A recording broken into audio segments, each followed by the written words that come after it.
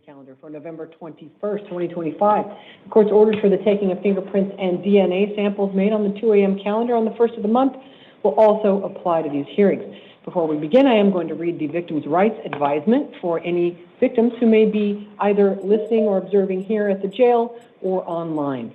And that is that if you are the victim of a crime with a case pending before this court, you're advised that you have rights under Arizona law that, among others, include the right to be treated with fairness, respect, and dignity, the right to a speedy trial, to be present at court proceedings, to choose whether or not to be interviewed by the defendant or the defendant's attorney, to be heard before the court makes a decision on release, negotiation of a plea, scheduling, and sentencing, and to receive restitution from a person who is convicted of causing you loss. If you have not already been provided with a written statement of all victims' rights, please contact the Victim Services Division of the Prosecutor's Office.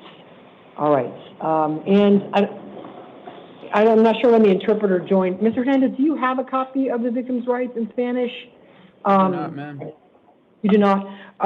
Well, I'm not going to have you read them today. I've asked that the interpreter's office make sure every one of you guys have one, so we don't have to do it, you know, phrase by phrase. But we only have one Spanish speaker on the calendar, and there are no victims in that case. That is a drug case.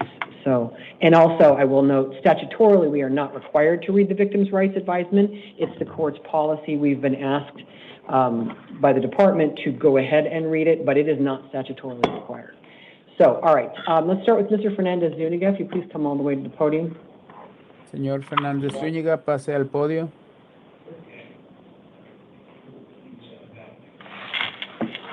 I need to resend that email asking that.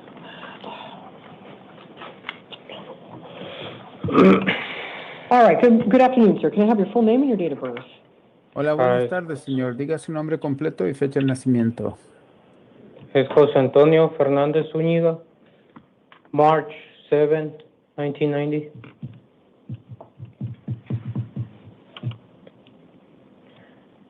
Mr. Fernandez, do you need an interpreter? Well, not really. You have the right to have one if you would like to have one. Obviously, we have one set up for you. But if you want to use the interpreter, I need you to speak in Spanish and allow him to translate. So, Mr. Fernandez, do you want to proceed with an interpreter or not? Sí. Yes. All right. Then you've been arrested on the following allegations. Possession of dangerous drugs for sale. That is a Class 2 felony. Transportation for sale and or selling dangerous drugs, which is also a Class 2 felony. Finally, possession of dangerous drugs, which is a Class 2 felony. I did find probable cause for these offenses. I am appointing a lawyer for you. Your next court date will be a status conference, November 26th, which is this Wednesday at 8:30 in the morning in the downtown Superior Court. Your preliminary hearing will be December 1st at 8:30 in the same court, and that address is on your paperwork. In this case, you have a $25,000 cash-only appearance bond and written release conditions you're ordered to comply with. You will receive a copy of those, but they include no contact with any co-defendants or the arresting officers, no weapons, no drugs without a valid prescription. You may not leave the state of Arizona without the court's permission, and you must come to all court hearings.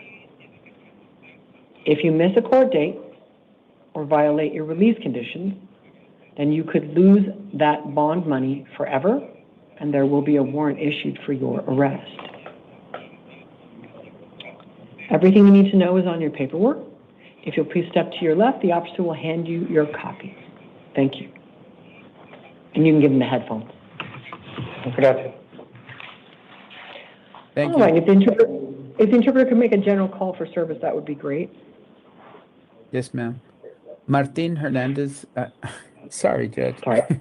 No problem. Hola, buenas tardes. ¿Hay alguien más en la sala que necesite intérprete de español? Si es así, levante la mano ahora, por favor. Okay, looks like we have no hands. Thank you so much. Have a great day. Thank you, ma'am. You too. All right, so I have just a few matters to do before your guys' case, and I assume, Vanu, did you tell them they don't have to have the light on? Okay, thank you. All right, let's go with Timothy Ford, please. I've got about three more people, and then we'll start warning defense counsel to let us know if he's going to need more time than that. Right here, sir. After Mr. Ford will be Trevor Terry. If you please go to the chair, you'll be next. Mr. Ford, I need your full name and your date of birth, please. Timothy Ford, May 10th, 1990. All right, thank you. You are here on 4 matters. 1 is a new case, 1 is a warrant and a pending case, and 2 are probation warrants. I'm going to start with the brand new case. The new allegations against you are 2 allegations of identity theft, class 4 felonies, 1 allegation of burglary in the 3rd degree, that's a class 4 felony, 3 allegations of theft or control of a stolen credit card, that's a class 5 felony, and 1 allegation of theft as a class 1 misdemeanor. The alleged offense dates for these, there are 2. Several of them are alleged on August 4th of this year, and the remainder are alleged to have occurred on October 12th of this year. I did find probable cause for all of those, and I am appointing a lawyer to represent you in this case. You should end up with the same lawyer on everything. You have I'm sorry, hold on 1 second. Something is off. Oh, okay. Hey, can you fix the case type for it? It's just, I just don't want it to be wrong. On 31, it's not a grand jury warrant. It's just a straight up bench warrant. Okay. In number 31, there was a warrant issued for your arrest when you failed to appear at a status conference on September 15th of this year in a case in which you stand charged with 2 counts of aggravated DUI, class 4 felonies, 1 count of dangerous drug possession, a class 4 felony, 1 count of unlawful flight from a law enforcement vehicle, a class 5 felony. In that one, you've already had a lawyer appointed. As I said, you should end up with the same lawyer in both. And then you have 2 probation warrants out for you because the same hearing that you missed on September 15th was also a non-witness violation hearing in both of your probation cases. So warrants went out for you in both of those cases. As you know, you're on probation for dangerous drugs, a class 4 felony in one case, and armed robbery, a class 2 felony in the other case. All right, so you already have a lawyer in all of those cases, so essentially the new case is going to go to that lawyer or whoever may get assigned if they're not available. All right, court dates. In the brand new case, the identity theft and burglary case, your next court date is going to be November 26th in the morning. That's 8:30 in the morning. You will have a status conference. That's November 26th in the new case only.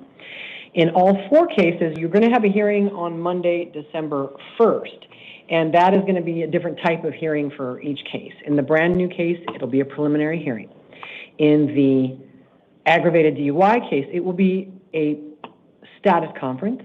And in both of the probation cases, it will be a non-witness violation hearing. And so that's Monday, December 1st. Now, you're going to have a 3rd hearing in the new case only. It is called the bail eligibility hearing. And that is going to be the afternoon of Wednesday, November 26th, 1:30 p.m. The reason you need a bail hearing in the new case is you are not legally eligible for bail in that case today. You have to be held for a bail hearing. That will happen in 5 days, November 26th, 1:30 in the afternoon. You may or may not be found eligible for bail in the new case next Wednesday, but you cannot be given bail today. On your paperwork, it will be called an evidentiary hearing because it is an evidentiary hearing. But the point of it is bail. So you'll talk to your lawyer in the morning about what's going to happen at your bail hearing in the afternoon. Now, in the pending case, the aggravated DUI case, I'm just going to affirm the bond that the judge gave you when the warrant went out. That's $2,500 secured with written release conditions. In each of your 2 probation cases, having considered what's been alleged against you in the new case, your record on probation, and your extensive criminal history, the court finds that you will, in all reasonable probability, be revoked to prison in both of those cases. So you do not have bail today in either of your probation cases. You can talk to your lawyer about all of this, but you are being held no bond in 3 cases. You do have a bond in the 4th case, but you shouldn't try to post it if you're being held without bond in any other case. Talk to your lawyer first. You should be seeing your lawyer next Wednesday. Everything's on your paperwork. If you step to your left, they're going to give you your copies. Thank you. Mr. Terry? And then I need Yasmin Aaron to please go to the chair. You'll be after Mr. Terry. Hello, sir. May I have your full name and your date of birth? Trevor Allen Terry, 7/21/88. All right, thank you. You're on two things. One is a new case, and one is a warrant in a probation case. In the new case, you were arrested for possession of narcotic drugs for sale. It's a Class 2 felony, possession of drug paraphernalia, a Class 6 felony, and evidence tampering, a Class 6 felony. There is probable cause for all of those, and I am appointing a lawyer for you. And in your probation case, you have already had a lawyer appointed, but there was a warrant out for you because you were on probation for possession of a weapon by a prohibited person, which is a Class 4 felony, and you failed to appear at a revocation arraignment hearing last July 23rd, and a warrant went out for your arrest. So you'll end up with the same lawyer for both cases. Your next court date will be the same for both cases. It's this coming Wednesday, November 26th at 8:30 in the morning. In the probation case, it's a revocation arraignment hearing. In the new case, it's a status conference. Then in the new case only, you need a preliminary hearing, and that will be Monday, December 1st at 8:30 in the morning. That's your preliminary hearing in the new case only. In the probation case, the court finds that you will, in all reasonable probability, be revoked to prison. So you do not have bail today in your probation case. You are being held. In the new case, you have a $5,000 secured appearance bond and written release conditions, but you shouldn't try to post that bond if you're still being held without bond in your probation case. But you'll see your lawyer for both cases in 5 days. If you'll step to your left, they've got your paperwork for you. Thank you. Will they tell me if I can get a bond later on in the probation? Yeah, you can talk to your lawyer about that. Yeah. All right, let's have Ms. Aaron come in, and then officer, will you go check with counsel back there and tell him I'd like to go after Ms. Aaron if he's going to be ready, but if he needs a little more time, that's okay. Take care of that. Thanks, ma'am. All right, hello, ma'am. Can I have your full name and your date of birth? Yes, Aaron, June 6, 2002. All right, thank you. You're here on one new case and 3 probation cases. In the new case, you were arrested for aggravated assault on a law enforcement officer. It's a Class 4 felony. Resisting arrest, a Class 6 felony. And obstruction of justice, a Class 2 misdemeanor. There is probable cause for all of those. You were also booked in for one allegation of drug paraphernalia possession, which is a Class 6 felony, but the police forgot to mention anything about drug paraphernalia in their booking paperwork. So for purposes of this hearing only, I am not finding probable cause on the drug paraphernalia allegation. It's not dismissed. It's still pending against you. I'm just disregarding it for purposes of release conditions. You can talk to your lawyer more about that, and I am appointing a lawyer for you in this case. I'm also appointing a lawyer for you in all 3 of your probation cases because you were in warrant status in all 3 of your probation cases. Back on September 18th, petitions were sent out, petitions to revoke were filed in all 3 of your probation cases, alleging that you violated terms 3, 4, 5, 7, and 15. You'll get copies of those from your lawyer, and I am appointing a lawyer for you in all of those cases. All right, your next court date is the same for all 4 cases. It is this Wednesday, November 26th at 8:30 in the morning. It's a status conference in the new case and a revocation arraignment hearing in the probation cases. Then in the new case only, you will also go to court Monday, December 1st, 8:30 in the morning for a preliminary hearing. In each of your 3 probation cases, the court finds that you will, in all reasonable probability, be revoked to prison. So you do not have bail today in your probation cases. In the new case, the aggravated assault case, you have a $25,000 secured appearance bond and written release conditions. You shouldn't try to post that, though, if you are still being held without bond in your probation case, because you wouldn't get out. But you can talk to your lawyer about everything next Wednesday. If you please step to your left, they'll give you your paperwork. Did you guys ready? Okay. All right, we're going to do the Stokes case now. If you go ahead and come up, please. Hi, Ken. All right. All right, Mr. Stokes, let's start with your full name and date of birth, please. Charles Stokes Jr., July 30th, 2005. All right, the appearance of the state. On behalf of the state, Your Honor. And defense. Karen Reed, appearing on behalf of Mr. Stokes, who's present in custody, Judge. Okay, thank you. And I note that we do have a victim representative or a person entitled to victims' rights in attendance who is going to address the court before I consider conditions of bail or release. All right, Mr. Stokes, you are being initialed on an arrest warrant, a probable cause arrest warrant that was issued before you on November 17th of this year, and it alleges that you committed first-degree murder, a Class 1 felony, and armed robbery, a Class 2 felony. The alleged offense date is October 2nd of 2025, and the judicial officer who issued that arrest warrant already found probable cause for those crimes. So I'm not making any probable cause finding on that today. What I'm going to do, though, is address conditions of bail or release. So I'm going to start with the state's recommendation, then I will probably hear from the victim representative, and then I'll hear from the defense. All right, ma'am, go ahead. Thank you, Your Honor. The state is requesting a $1 million cash-only bond based on the charges, the danger to the community. In particular, the state is requesting no contact with any of the co-defendants and the mother of one of the co-defendants who was charged separately with hindering prosecution relating to this offense. It's Vicky, not Rosales. Yes, it was. It was. Mm-hmm. Okay, thanks. It posted then electronic monitoring as well. Okay, thank you. And let me just, 1 second. I'm likely to order the Vicky Rosales order. Okay, all right, so I'll just plug it in there. All right, then let me hear from the victim representative. And so you know, the court, I believe legally, I lack the power to hold this defendant without bond. I do believe he's constitutionally entitled to release conditions. The question is what release conditions. So please let me know what you'd like to say. Is this on? Can I? Yes, ma'am, I can. Okay, first of all, thank you for hearing me out. I am the grandmother. This has torn our world apart, and due to the heinous nature and the premeditation and the gang affiliation of this group of boys, also his ties to Mexico, I urge you to please do a $1 million cash-only bond. All right, thank you. Anything else you wanted to say, ma'am?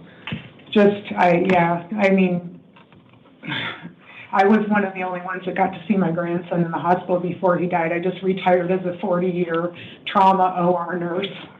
And I've seen the most heinous things you can imagine, but seeing him like that, I just can't let you know what this has done to our lives. And this has got to stop. These guys make a habit of robbing people. It's a game to them.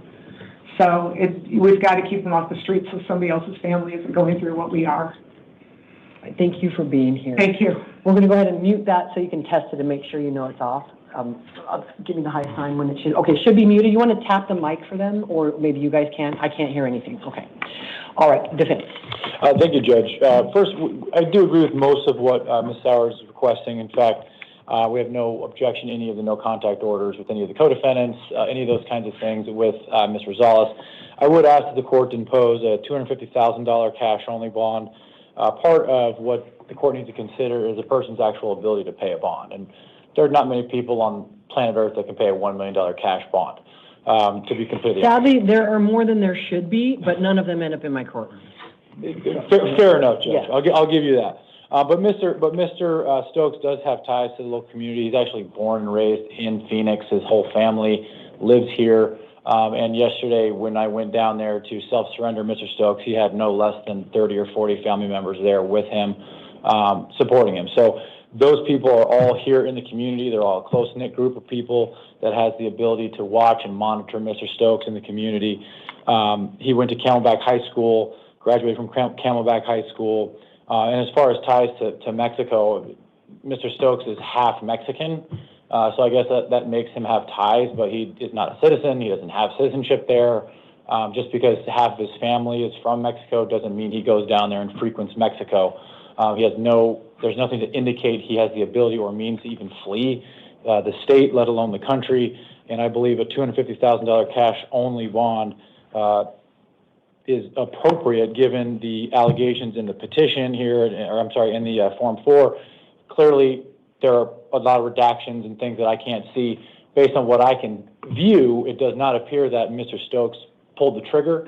Does not appear that he actually possessed a firearm of in any type. So did you get a copy of the arrest warrant? No, I only got a copy of the Form 4. Well, we have this new arrest warrant statute that has been nothing but a headache from top to bottom for the court and the system. Can you please print him one and print the probable cause statement that was given to us that I think is the attachment to the affidavit. So so it's the warrant, the affidavit, and the affidavit has an attachment. It is essentially, but not identical. Okay. So your client got arrested and is being initialed under the new probable cause arrest warrant statute that went into effect September 26th. His was, I believe, hang on a second, where's the number? I think it was the 7th one issued. No, it was the 21st, or with the 21st number we issued. And so there was no process put into place before the statute was passed for reasons. And so now we're making the process up. Your client is not being initialed on new charges, well, newly alleged. He's being initialed on a probable cause arrest warrant. So that's why I'm not doing a probable cause finding, because the person who issued that warrant did it. But they did it on what is substantially the same set of facts. Okay. I don't think what was dumped into the Form 4 is verbatim identical to what's in that affidavit, but what I read was the warrant affidavit. So this is an ongoing, constant problem whenever anybody gets arrested. You know, I really appreciate that. Just based on a cursory review, and I had a chance to review the Form 4. I didn't think he was alleged to have been the shooter either. I think the shooter is alleged to be Mr. Jack. Correct, and I'm just putting that on the record so the court's aware that there is a difference in that. And I think in the level of culpability for this kind of thing, I think there should be a difference in bonds and that sort of thing.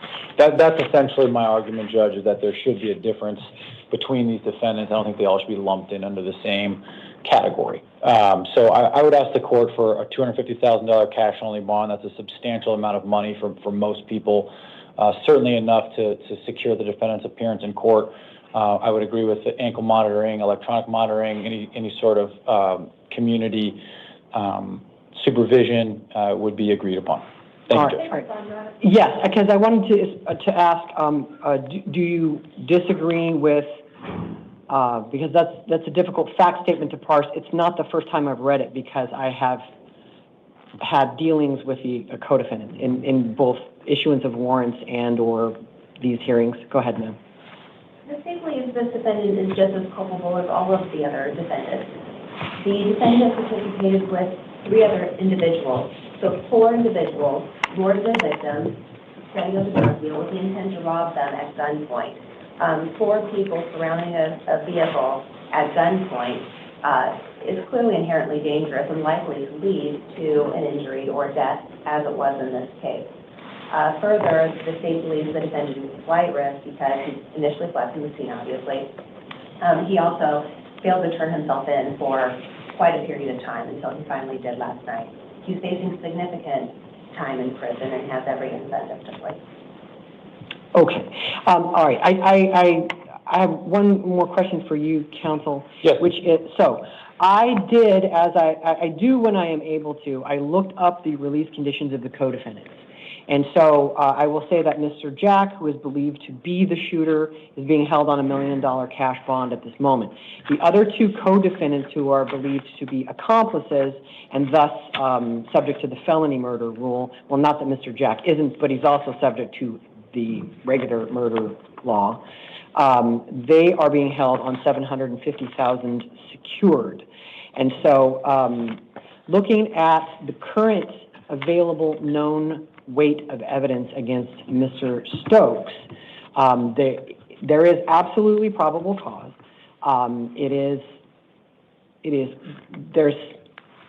There's the key clothing evidence and the video evidence, and the court firmly believes there is absolutely probable cause. The weight of evidence against him is not quite as strong as it is against Mr. Jack. That is true to say. I have to weigh his potential. It's been alleged he has the potential for flight to another jurisdiction. I have to weigh that he did self-surrender yesterday, but that has to be a bit of an ongoing decision. And so it was a good decision, I believe, that he made yesterday.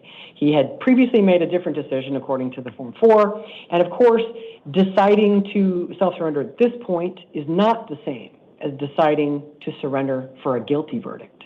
It's a different calculus. So I think about that as well.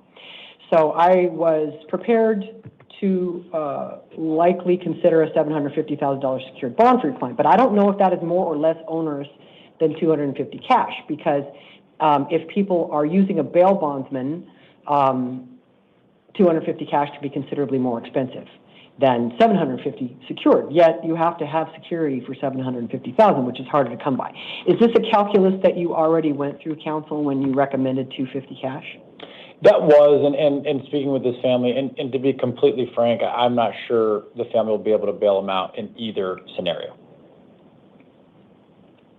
All right, do you want to be heard on that, counsel? Because the court is not inclined to set the identical bond for this defendant as Mr. Jack has. And particularly not in light of the fact that the other two co-defendants in his identical situation are currently being held on $750,000 secured, as opposed, cash bail versus $750 secured. Did you want to be heard on that? I do understand what the court is saying. The state will still stand by the same arguments based on the amount of the defendants. Okay, understood. All right, then I just need to make a decision, and that is, Mr. Stokes, the court sets bail in your case in the amount of $750,000 secured. I do believe, and it isn't just my belief, there's a considerable body of federal case law, that we should be able to articulate the differences between similarly situated defendants.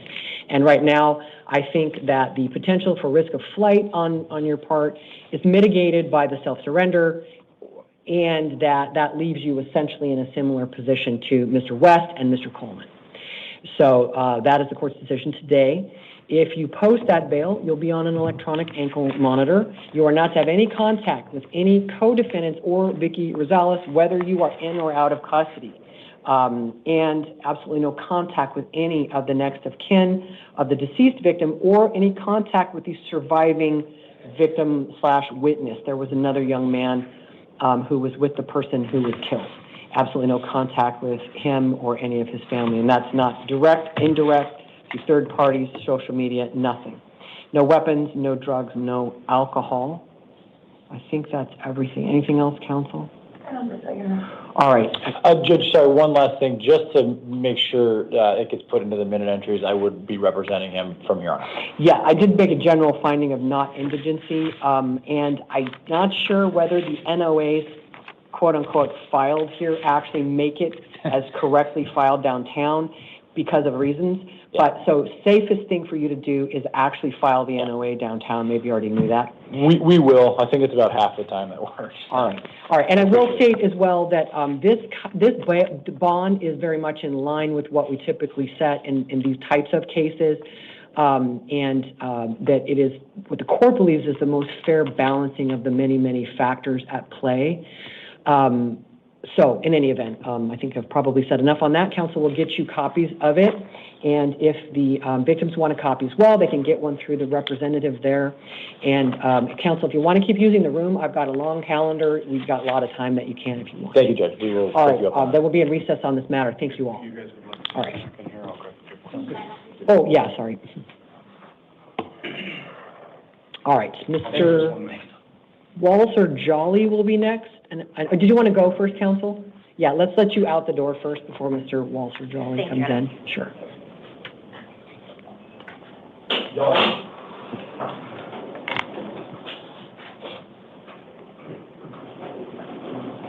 Right here, Mr. Jolly. Yeah, he's good. I just don't like to precipitate any bad behavior with that door open. Okay, right here, sir. It wouldn't really get them closer. All right. And then Angel Gonzalez will go to the chair. Hi, sir. Can I have your full name and your date of birth? Marcus Roy, Walter Jolly, 10/27/82. All right, thanks. You're on a new case.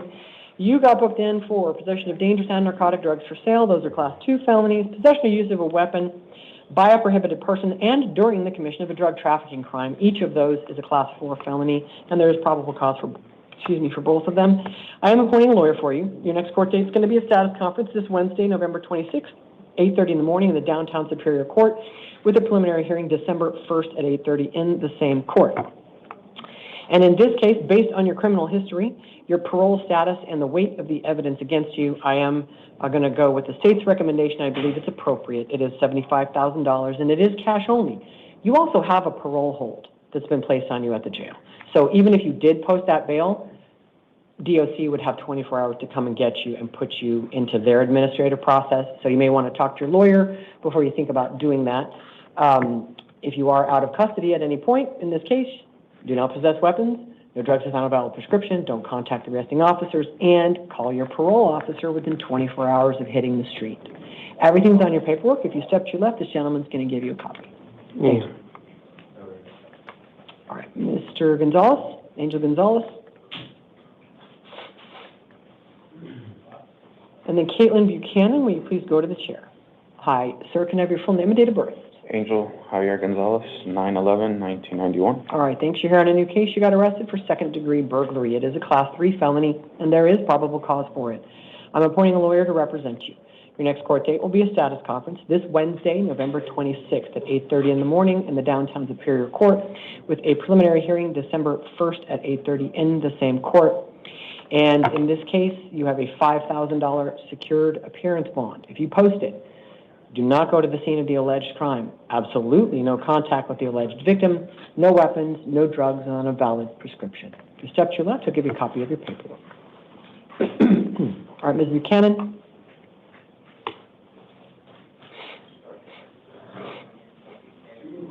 Oh my gosh, this one I got to reprint. I'm sorry, I forgot a bunch of buttons. Just 1 second, ma'am.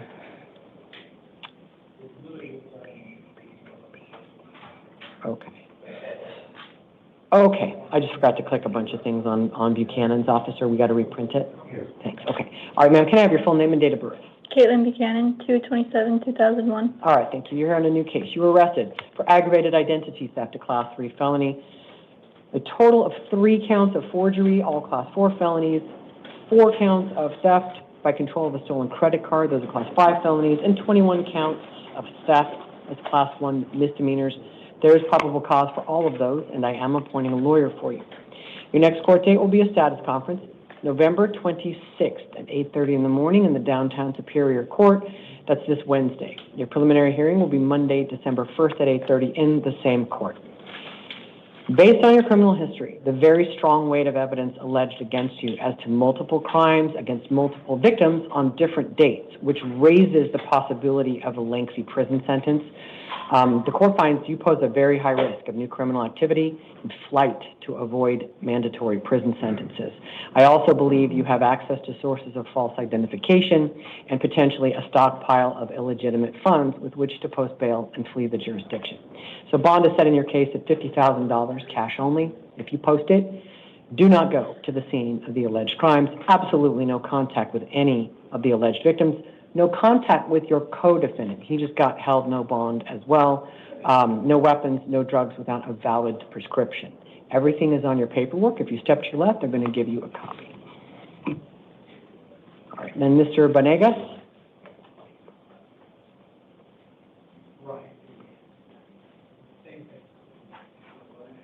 After that, Bert Dahlman, we go to the chair. Hi, sir, can I have your full name and date of birth? Marcus Benegas, 7/21/97. All right, thank you, Mr. Benegas. You're here on a new case and a warrant. In the new case, you've been accused of possession of narcotic drugs for sale. It's a Class 2 felony. Simple possession of narcotic drugs, which is a Class 4 felony. Possession of a weapon during the commission of a drug trafficking crime, that's a Class 4 felony. Drug paraphernalia possession, Class 6 felony. And reckless driving, which is a Class 2 misdemeanor.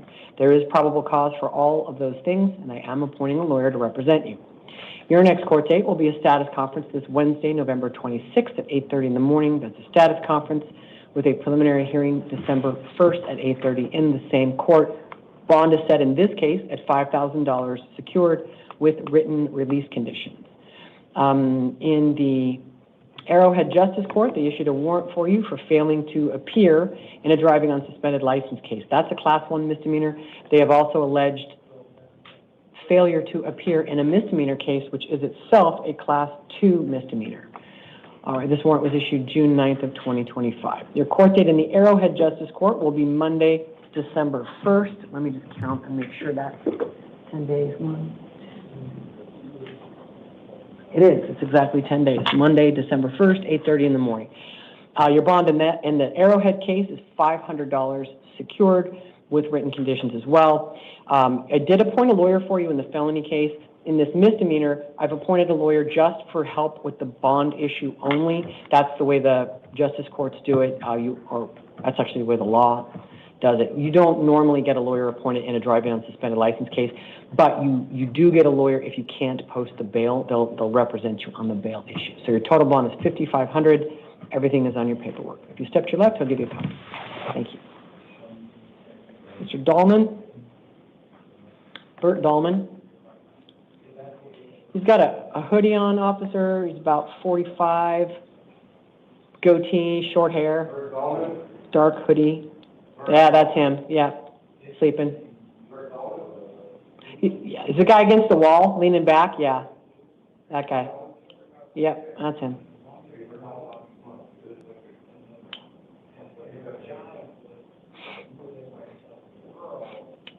After that will be April Lewis. Here you go, sir. Nope. Podium. Hi, sir. Can I have your full name and your date of birth? Bert Alfred Donovan, 12/19/79. All right. Are you the fourth? Yes. Okay, thanks. You're here on a probation warrant. You're on probation for a Class 6 felony, and there was a petition to revoke your probation filed back on November 13th of this year. It alleges that you violated Term 3. You'll get a copy of it from your lawyer, and I am appointing a lawyer for you. Your next court date is going to be this coming Wednesday, November 26th at 8:30 in the morning in the downtown probation court. That's a revocation, arraignment, and possible disposition hearing. I'm affirming what the probation judge gave you. It is $750 secured. That's your bond. If you bond out, comply with all your conditions, call your PO within 72 hours, and don't miss your court date. If you step to your left, he's going to give you a copy of that paperwork. This is Lewis, April Lewis. And then Jesus Garcia, will you go to the chair?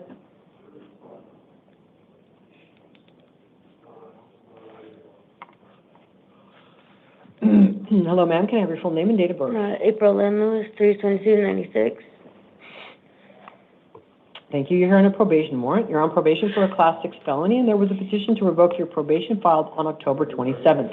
It alleges that you violated Terms 3, 4, 5, and 15 of your intensive probation. You'll get a copy of the petition from your lawyer, and I am appointing a lawyer for you. Your next court date is this coming Wednesday, November 26th at 8:30 in the morning in the downtown probation court. It is a revocation, arraignment, and possible disposition hearing. That court address will be on your paperwork. I'm affirming the $750 secured appearance bond that the probation judge gave you. So if you post that, comply with all of your written conditions, and call your PO within 72 hours. If you step to your left, I'll give you a copy of your paperwork. All right, Mr. Garcia? Jesus Garcia, and after that, I need Nicholas Hayes to please go to the chair. Right here, sir. Hello, sir. May I have your full name and your date of birth? Jesus Garcia, Your Honor. What's your date of birth? 7/29/98. All right, thank you. You're here on 2 warrants from 2 different justice courts. In the El Centro Justice Court, you've been charged with driving on a suspended license. It is a Class 1 misdemeanor. This is a failure to appear warrant that issued for your arrest on May 19th of this year. Your arraignment hearing in El Centro, I have to reprint this one, I'm sorry. Your arraignment hearing in El Centro is going to be November 26th at 8:30 in the morning. That's this Wednesday. And in the other one, it is the Agua Fria Justice Court, where you have been convicted of DUI, a Class 1 misdemeanor. And your arraignment hearing is scheduled for the same date and time. I will tell you what to do if you do bond out. It's November 26th, 8:30 in the morning. This one's in the Agua Fria Justice Court.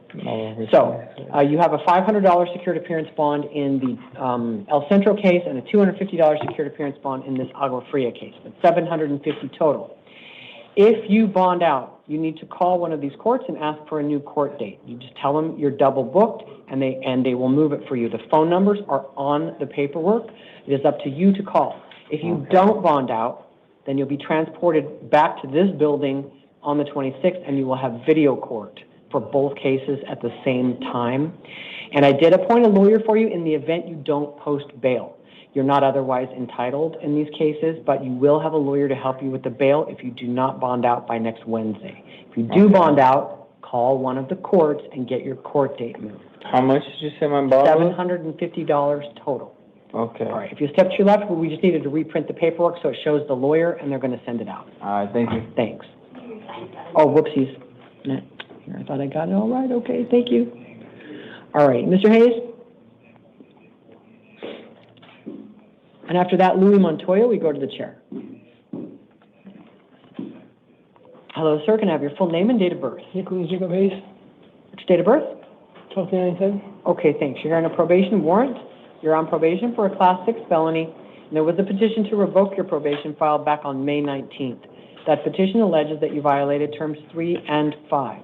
You'll get a copy of it from your lawyer. I am appointing a lawyer for you.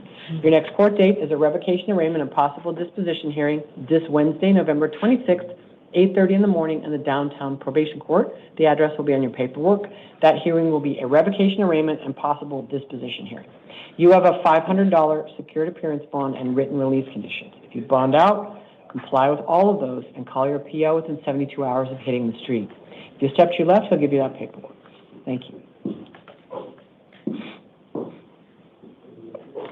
Louis Montoya, you can come in, please, and then Jason Hansey, will you please go to the chair?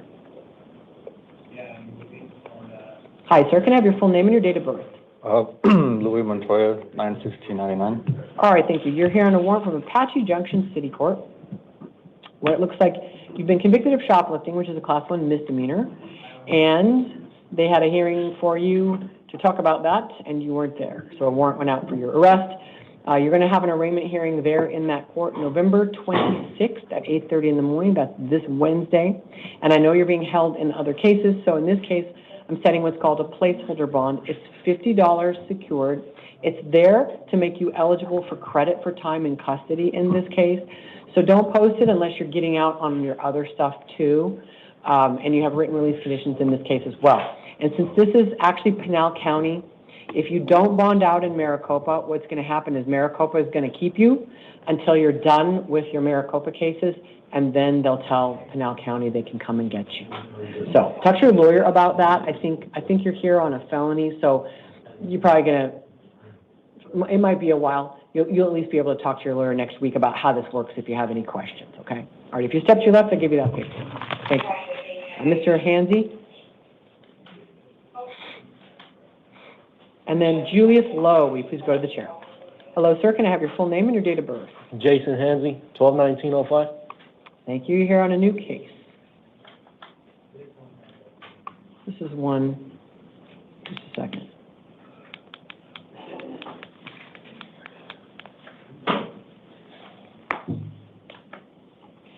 Okay.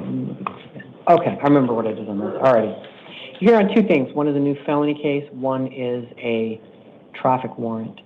In the new felony case, you are accused of aggravated driving under the influence of alcohol with a suspended license. That is a Class 4 felony. Unlawful flight from a law enforcement vehicle, that's a Class 5 felony. I took off on them? Excuse me? Sorry about that. You said... Unlawful flight from a law enforcement vehicle, it is a Class 5 felony. Also, reckless driving, a Class 2 misdemeanor. I'm sorry about that. I don't. There is probable cause for all of those, and I am appointing a lawyer to represent you. So, Mr. Hansey, you're very young, yes, at least by my standards. I did not. I'm not here to decide whether you did it. I'm here to decide whether there's probable cause, and there is ample probable cause. What I'm trying to decide is whether I think you're any kind of a decent bet for an ankle monitor, and I'm really wondering in this moment. I don't know. Mr. Hansey, are you working? Yes, ma'am. Where? At my grandma's furniture store. All right. How often do you work? 3 days a week. All right. Do you go to school at all? I graduated high school. Okay, but you're not in community college or anything? No, ma'am. All right. So, I'm going to give you two court dates. The first one is a status conference, Friday, December 5th. That is 2 weeks from now at 8:30 in the morning in the downtown Superior Court. Your preliminary hearing, December 9th at 8:30 in the same court. And this is a case where if you had any more history, you had a criminal speeding ticket a year ago. And from what I can tell, you blew off the court date on the citation and you didn't go. No. But our pretrial staff did not find any juvenile history for you, and that works in your favor. So I'm going to put you on an ankle monitor. I'm going to make you alcohol test. I'm not going to make you post a bond. I'm going to have pretrial set some kind of curfew for you. That means they'll decide, but you will be allowed to work.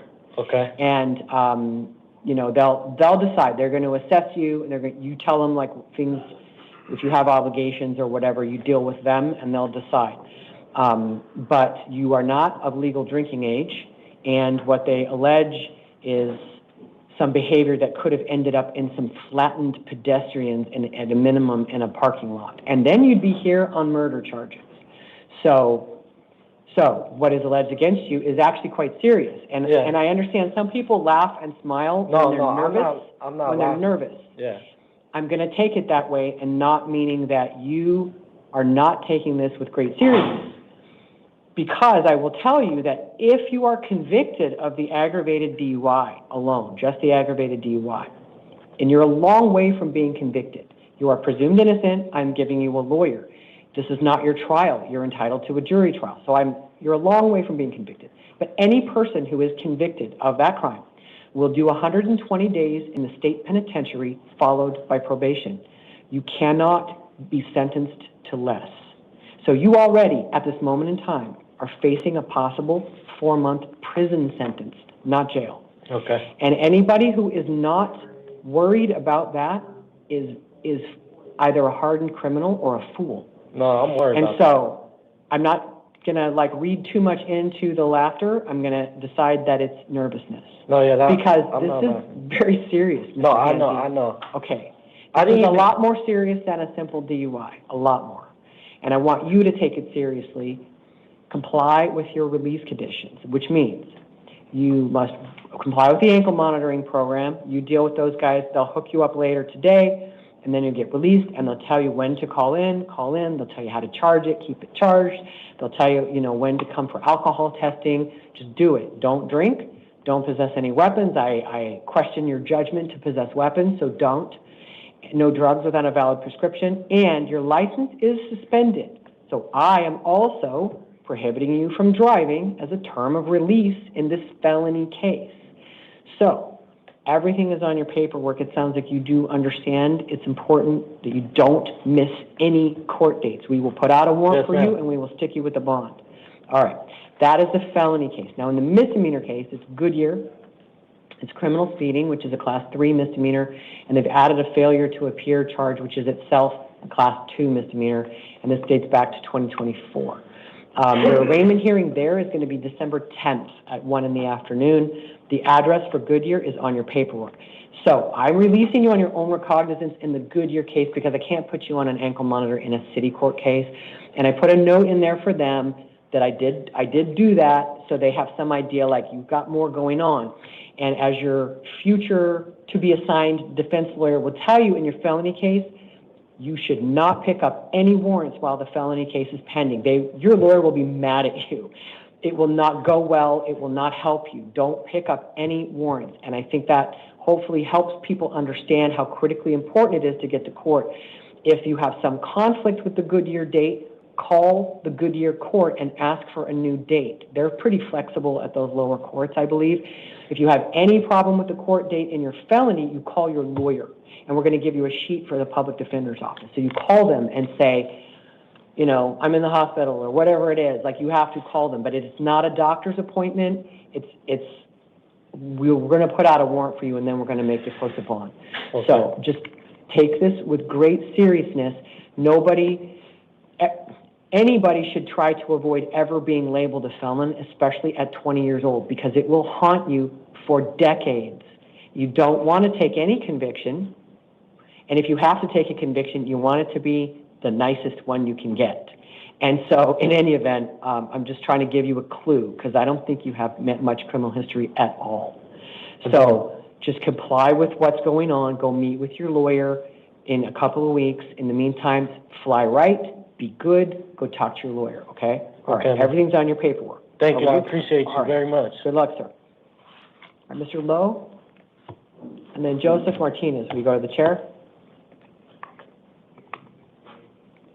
Hello, sir. Can I have your full name and your date of birth? Julius Devon Lowe, March 6, 2002. Okay, thanks. You're here on a new case. You were arrested for surreptitious photography, a Class 5 felony, and assault as a Class 3 misdemeanor. There is probable cause for those, and I am appointing a lawyer to represent you. Your court dates will be in 2 weeks.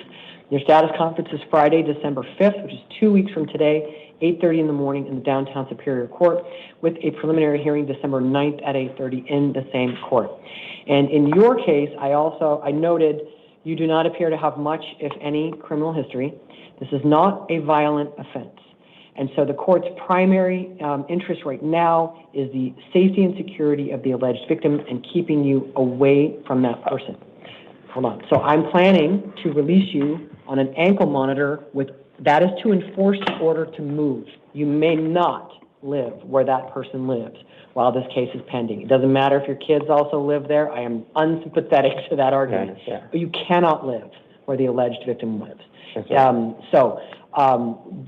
Understanding that, did you want to say anything? You have the right to remain silent. Yes, I understand. Okay. I'm actually from Oklahoma, and so you live in Oklahoma now? I live in Arizona right now, but like my issue, like I was living there for a while, so like I'm having.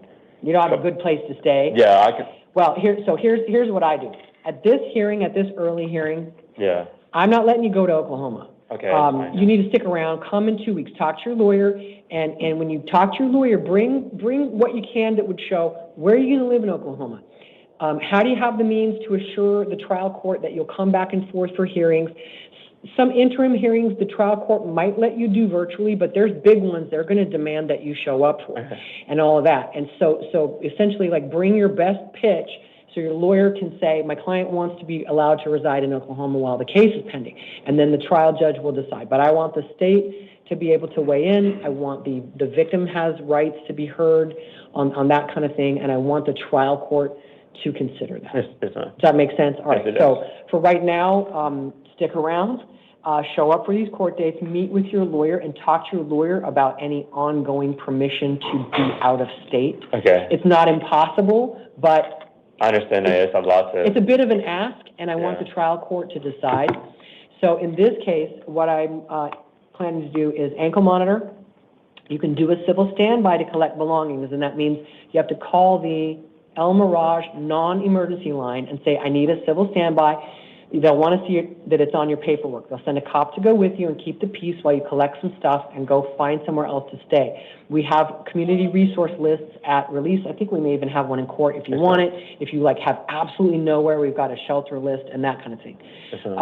And then you have to keep in touch with pretrial to just say where you're laying your head at night. It doesn't have to be the same place every night. And all of that's on the. Yeah, so when they hook you up with the ankle monitor, they're going to tell you how to call them. You'll have a little surveillance team, and they'll say, if you're like, man, I'm going to end up in an Airbnb, and then I'm going to go stay with a friend, or whatever it is. You just have to keep them apprised, and they'll watch your. They're going to create an exclusion zone around the residence, so you can't go there without an alert, and because we'll put out a warrant for you pretty quick if that happens. So call non-emergency if I'm going to go pick up my. Right. In the meantime, if there's another adult at that residence who is not the victim, who would bring you your things, cool. that's fine. But you cannot physically go to that location unless you bring a cop with you to keep the peace. Okay. But any adult there who's willing to pack your stuff and bring it can do it, just not the alleged victim. Okay, cool. Okay. And that's often easier for people than having to wait around for the cops. Yeah, I might do that. Okay. All right. No contact with her. Do not respond to any contact from her. Okay. So if she initiates some kind of conversation, do not respond. No weapons, no drugs without a valid prescription, no alcohol. If you get served with any order of protection or order against harassment, comply with that as well. Everything else is on your paperwork, okay? Thank you so much. I appreciate it. It's going to take a couple hours before you get hooked up the ankle monitor. Hopefully you'll make the hookup this afternoon. So let's try to get you out of here. All right, thank you. All right, Mr. Martinez, Joseph Martinez. Where's Joseph Martinez? Okay, after that's going to be Adrian Morning, please. Hi, sir. Can I have your full name and your date of birth, please? Joseph Gabriel Martinez, November 12th, 1991. All right, thanks. You're here on a new case. You got booked in for dangerous drug possession, Class 4 felony, and drug paraphernalia possession, Class 6 felony. There is probable cause for those, and I am appointing a lawyer for you. Your next court date is the status conference, December 5th, which is in 2 weeks, 8:30 in the morning in the downtown Superior Court. Your preliminary hearing will be December 9th at 8:30 in the same court. And on this kind of charge, you qualify for release to pretrial services. You've got 3 priors, and they are not nothing priors. You've got real priors. But on a drug charge, I'm willing to give you a chance to be out of custody. If you miss a single court date, you're getting a bond. Look, I'm just looking at your criminal history. Everybody down here is going to say, you're not going to come. So, Mr. Martinez, will you come to all your court dates?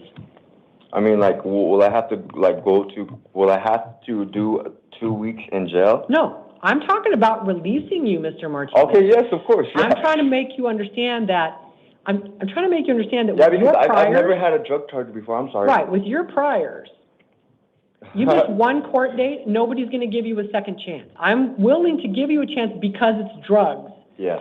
Only because it's drugs. If it were any kind of victim case or any kind of violent case, no way, I just give you a bond. But it is drugs. It's not a victim case. So I will give you a chance to come to court on your own. I'm just telling you, don't blow it, because you're like one failure to appear away from a bond for every judge that works here. I mean, we'll look at it and go, all right, well, that guy's not coming. Yes. So I'm just trying to impress on you, if you want to be out of custody while you fight this case, you have to show up for court, all right? I will, I But promise. you will or you won't, but on a drug charge, I'm willing to give you a chance, okay? I really appreciate All right, it. go ahead and take your paperwork, call pretrial when you get out, you're gonna get an envelope, so call them. They're just gonna have you check in with them, it's not hard. Okay. So just call them after you get out, okay? All right, thank you so much, Good Your luck, Honor. Have Good a luck. great night. Mr. Morning, Adrian Morning, and then Morgan Watkins, will you please go to the chair? How do we have no house call? Maybe I spoke too soon. Mr. Morning, can I have your full name and date of birth? Adrian Morning, Jr., August 24th, 1988. Okay, thanks. You are here on a new case. You were arrested for possession of a weapon by a prohibited person. It's a Class 4 felony, and possession of drug paraphernalia, a Class 6 felony. I did find probable cause for the weapons charge, but not the paraphernalia, because they didn't provide enough legally sufficient support for the paraphernalia allegation. It's not dismissed. I'm just ignoring it for purposes of release conditions. Talk to your lawyer about that. I am giving you a lawyer in this case. Your next court date is going to be a status conference, December 5th at 8:30 in the morning in the downtown Superior Court, and a preliminary hearing December 9th at 8:30 in the same court. And in this case, I am going to release you to pretrial services. This is a sword, which is extremely odd, but you're not accused of doing anything other than having it. And you don't read this every day, but it is absolutely meets the legal standard for a prohibited weapon. The state recommended a $15,000 secured bond. I have to tell you, if it was a firearm, I'd probably be given at least a $5,000 secured bond. People tend less often to commit crimes using swords. So I'm going to release you to pretrial services, but you should be aware, you've got prior felonies, so you're kind of in the same boat as the last guy. There's nobody doing my job who's going to give you a second chance if you screw up. You need to go to court. Will you go to court? Yes, I will. Okay. And you can talk to your lawyer about defending your case, etc. But you've got 3 priors, you just got off parole, and right now your risk assessment score is just like him, 1 failure to appear away from turning to a maximum recommendation. So plan accordingly. Show up for court, talk to your lawyer, don't possess any weapons. Yeah. Okay? All right. If you step to your left, you get a copy of your paperwork. Mr. Watkins? Ms. Watkins, apologies. All right. May I have your full name and date of birth, please? Morgan Ashley Watkins, 7/12/1985. Okay, thank you.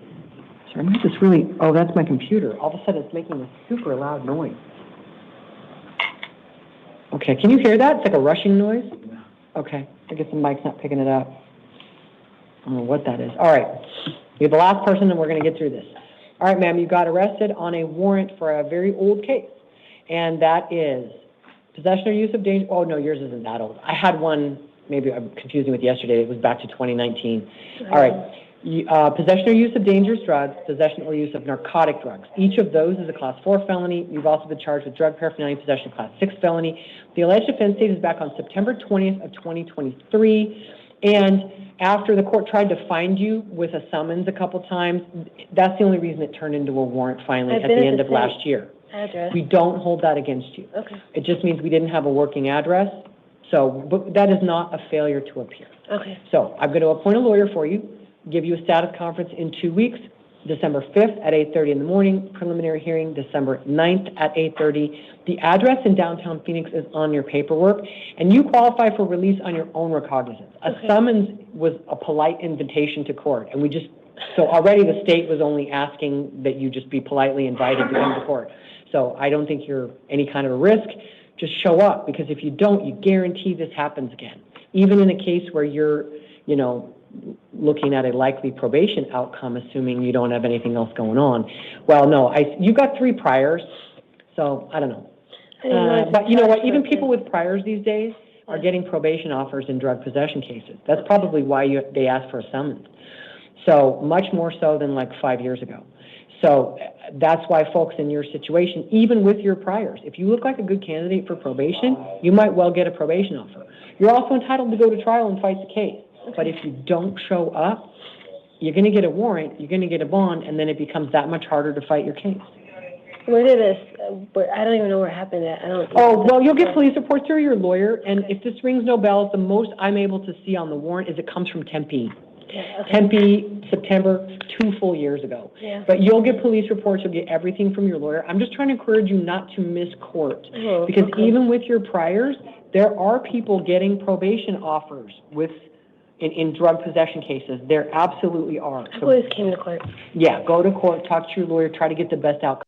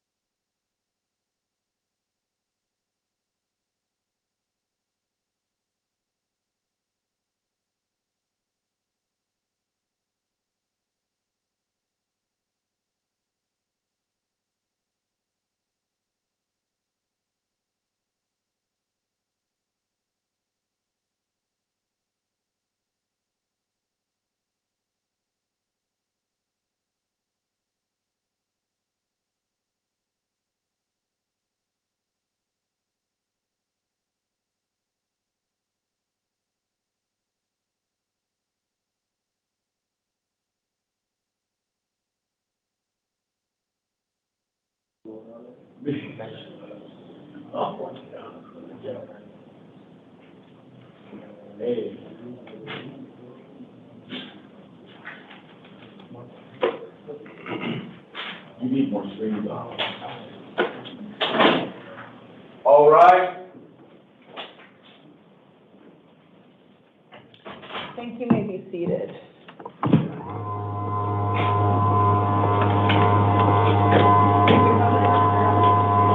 Perfect, thank you.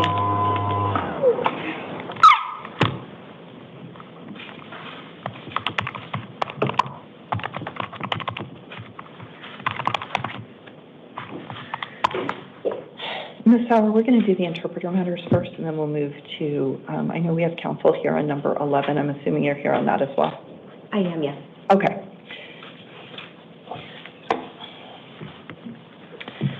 All right, good evening. My name is Interpreter, we have you on the phone. Yes, Your Honor, you do. All right, so we have 2 people that I know of that need your services this evening, so if we could start with consecutive, and then we'll move to simultaneous once we get to the individual matters. Is that good with you? Yes, Your Honor, that's good, thank you. All right, let's go ahead and get started. Good evening, my name is Commissioner Elizabeth Campbell, and this is the 5 p.m. initial appearance calendar for November 21st, 2025.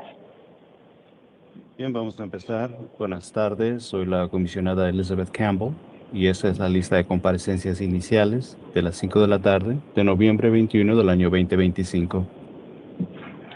The court's orders for the taking of DNA and fingerprints that were given on the first calendar of this month shall apply to all matters on this calendar. La orden judicial emitida durante la primera lista de comparecencia de este mes sobre la toma de huellas dactilares y muestras de ADN aplicarán a las causas de hoy. I now need to read a victim's rights advisement. Ahora necesito leer el aviso sobre los derechos de víctimas. If you are the victim of a crime with a case pending before this court, you are advised that you have rights under Arizona law. Si usted es una víctima de un delito en una causa penal en proceso ante este tribunal, por la presente se le informa que goza de determinados derechos con acorde a las leyes. Those rights include, among others, the right to be treated with fairness, respect, and dignity, to a speedy trial. Estos derechos, entre otros, incluyen el derecho a un trato justo, respetuoso, con dignidad y el derecho a un proceso sin dilación. To be present at court proceedings, to choose whether or not to be interviewed by the defendant or the defendant's attorney. A estar presente durante las diligencias judiciales sobre los casos ventilados ante este tribunal, el derecho a decir al derecho a declarar o no declarar. To be heard before the court makes a decision on release. A declarar antes de que el tribunal tome una determinación sobre la puesta en libertad. Negotiation of a plea, scheduling and sentencing. Negociación de un convenio declaratorio, la programación de las fechas para las audiencias y la imposición de la pena. And to receive restitution from a person who is convicted of causing you loss. Y de recibir reparación por parte de la parte responsable de inferir los daños y perjuicios sufridos por el delito. If you have not already been provided with a written statement of all victims' rights, please contact the Victim Services Division of the Prosecutor's Office. Si no ha recibido una guía escrita sobre los derechos del ofendido por el delito, sírvase de llamar a la sección de servicios para las víctimas y ofendidos de la Fiscalía. Persons appearing before this court are reminded that they have the right to remain silent and that anything they say could be used against them. A las personas quienes comparecen ante esta juez se les recuerda que tienen el derecho de permanecer silencio y que cualquier cosa que digan puede ser usado en su contra. Most of you have qualified for a court-appointed attorney. La mayoría de ustedes reúnen requisitos para que se les asigne un abogado de representación de oficio. If you have not qualified for a court-appointed attorney, or even if you have, you may retain an attorney at your own expense to represent you. Si usted no reúne los requisitos para que se le asigne un abogado para que represente sus intereses, o aunque sí lo haya hecho, aún así tiene usted el derecho de contratar a un abogado por su propia cuenta. I will be calling you up individually. Les llamaré individualmente para que pasen. When your name is called, please proceed to the podium. Cuando escuche su nombre, por favor, pase al podio. At the conclusion of your matter, officers will have paperwork for you. A la conclusión de su causa, los oficiales entregarán papeles.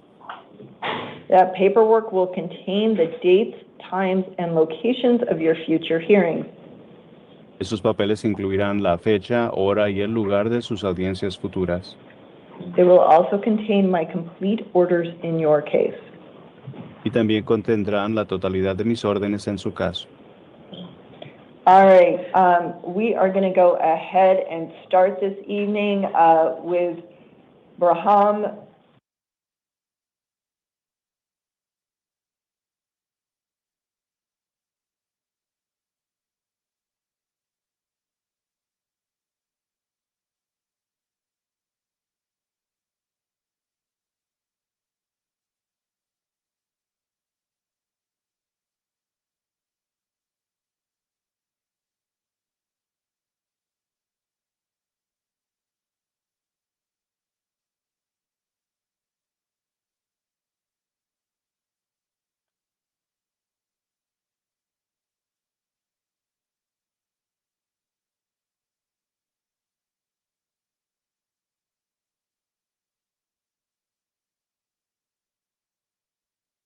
Your Honor, the interpreter is not able to hear the court.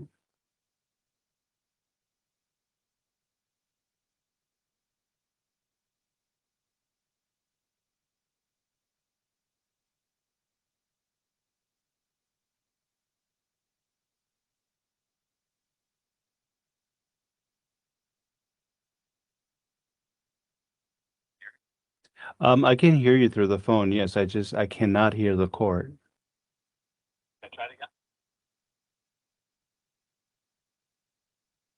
¿Me escucha, señor? Señor, ¿me escucha? Gracias. Your Honor, this is the interpreter. I do have the defendant on the phone, but I still cannot hear the court.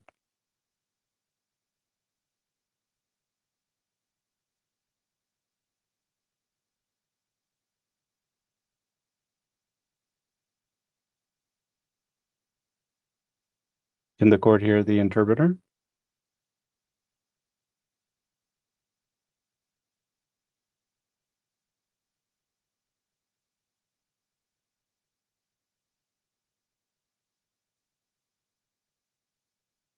Can the court hear the interpreter?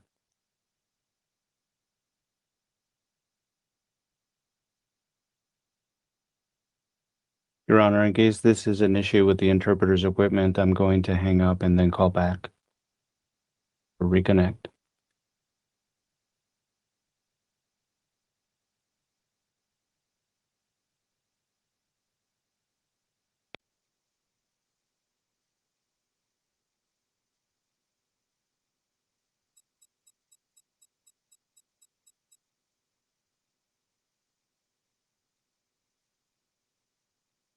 Can the court hear the interpreter?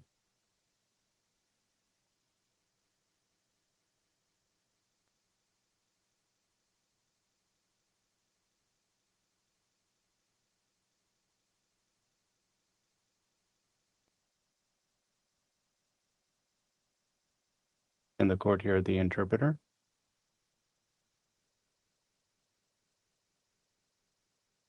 Mr. Pada, this is Clarissa Todd. I'm not on this matter, but just to let you know, I can hear the interpreter, but I can't hear the court.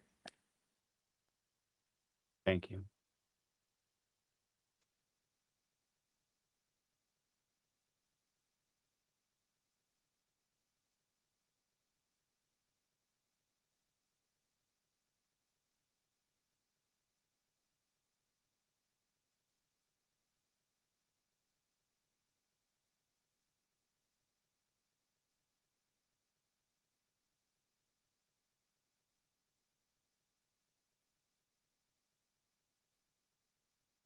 No, not yet.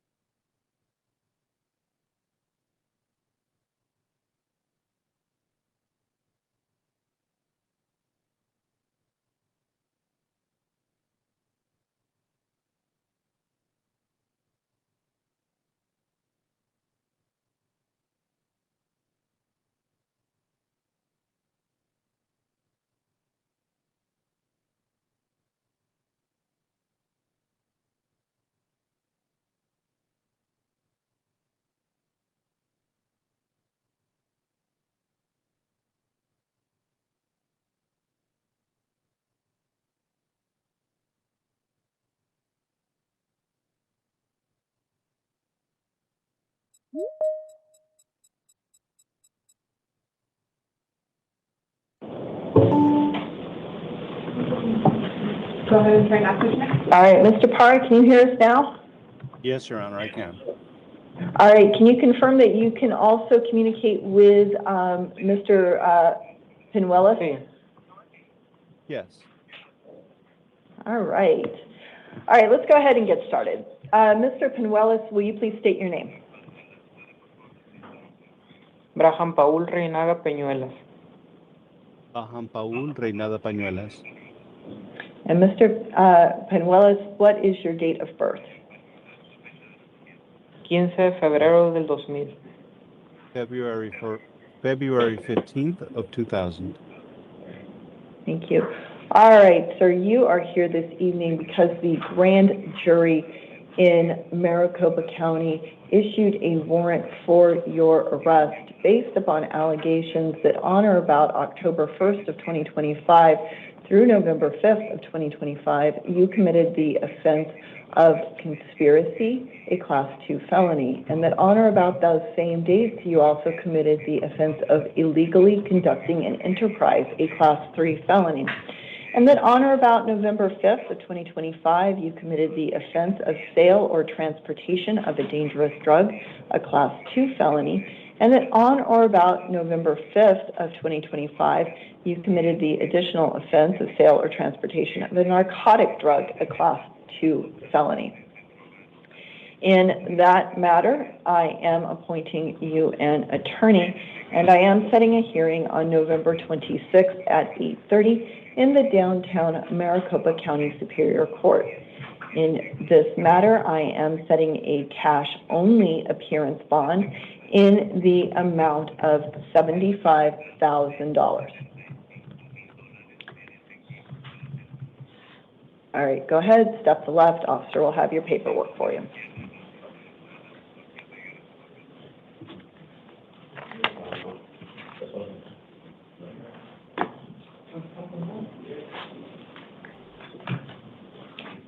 All right, Mr. Ramos, please.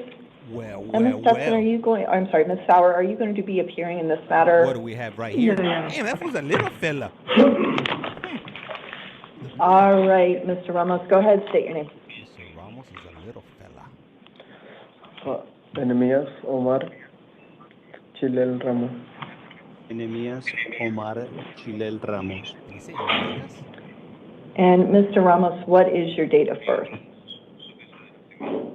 7 de noviembre del 2000. November 7th of 2000. Thank you. All right.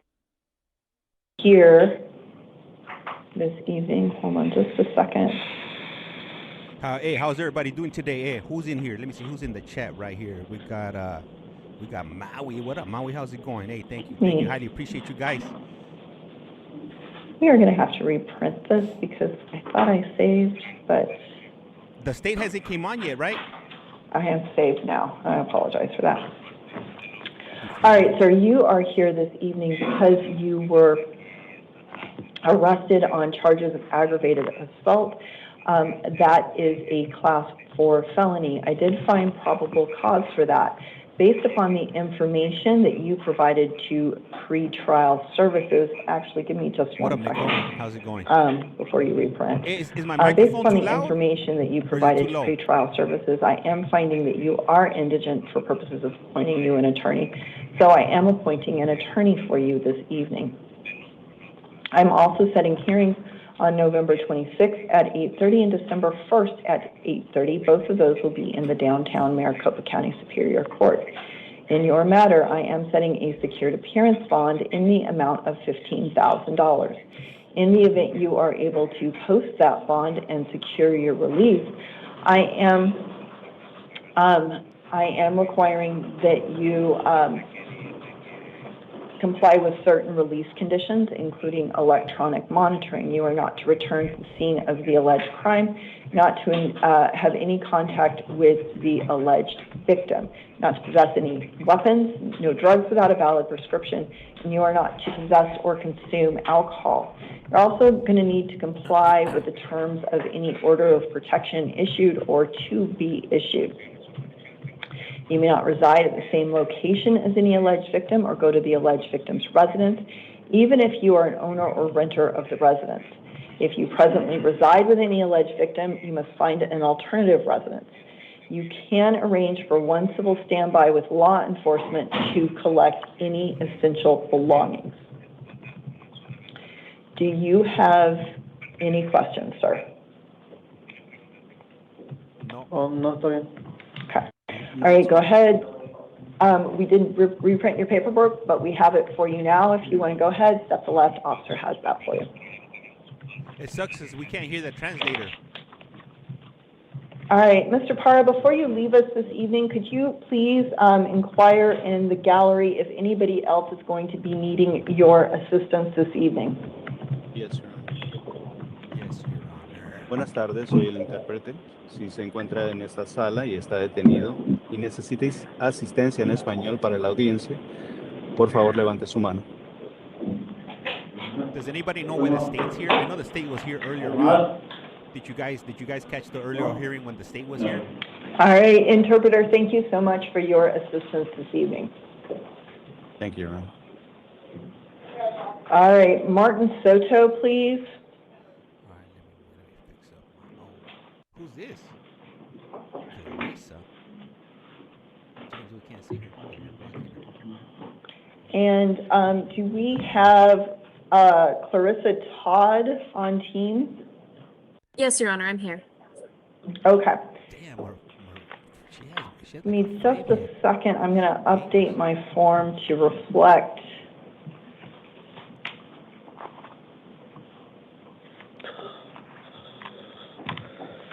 your appearance. Give me just a second. That might be like a 6 head.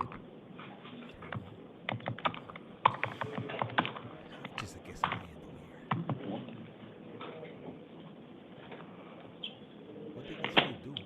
All right, Mr. Soto, go ahead, state your name, please. Martin Andres Soto.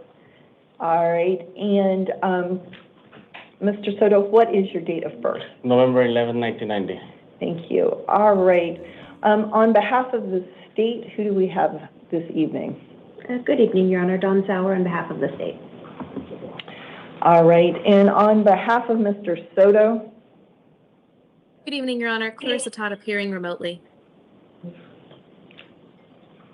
All right, and we are here this evening because the grand jury in Maricopa County Superior Court, the grand jury in Maricopa County has issued a warrant for Mr. Soto's arrest. That, based upon charges that on or about October 1st of 2025 through November 5th of 2025, he committed the offense of conspiracy, a Class 2 felony. And during that same date range, he also committed the offense of illegally conducting an enterprise, a Class 3 felony. And that on or about November 5th of 2025, he committed the offense of sale or transportation of dangerous drugs, a Class 2 felony. That on or about November 5th of 2025, he committed the offense of sale or transportation of a narcotic drug. And you know, I just realized that what we probably need to do is we need to call you back at the end, okay? So I apologize for the inconvenience to you, but we'll let you know at the end. And Ms. Todd, could we please give you a call back when we get to the end of the calendar? Yes, Your Honor. I understand the court's reasoning here. Okay, perfect. So again, I apologize, Mr. Todd. We will resume, and Ms. Sauer, of course, if you want to appear remotely, you are more than welcome to do that because I have inconvenienced you, and I apologize. Well, Your Honor, I just noticed that this is an Attorney General case. Okay. And so I'm not sure if I should even appear on this. Okay. So I may or may not. Okay, fair enough. We will let you know, and then if you choose to appear, you can, when staff lets you know that we're reaching the end of the calendar, you can just let us know whether you will appear at that point or not. Okay. Okay, perfect. Thank you so much. All right, Anna Martinez, please. And we are going to call her at the end of the calendar as well. Yes? I'm sorry, Ms. Todd? I was about to flag that she was about to have the same issue. That's all. Thank you, Your Honor. All right. Jacqueline, could you move those two to the bottom? Yes. Thank you. All right. Oscar Ramos, please.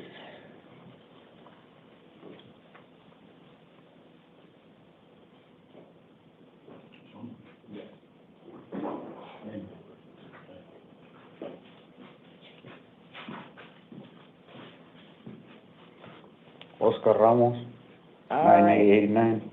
Oh, you were too fast for me. Okay, and say your date of birth one more time. 9889. All right, sir, you are here because you were arrested yesterday on charges of possession of narcotic drugs for sale, a Class 2 felony, possession of narcotic drugs, a Class 4 felony, possession of dangerous drugs, a Class 4 felony, possession of a weapon by a prohibited person, a Class 4 felony, possession of a weapon in a drug offense, a Class 4 felony, and possession of drug paraphernalia, a Class 6 felony, and failing to admit carrying a deadly weapon, a Class 1 misdemeanor.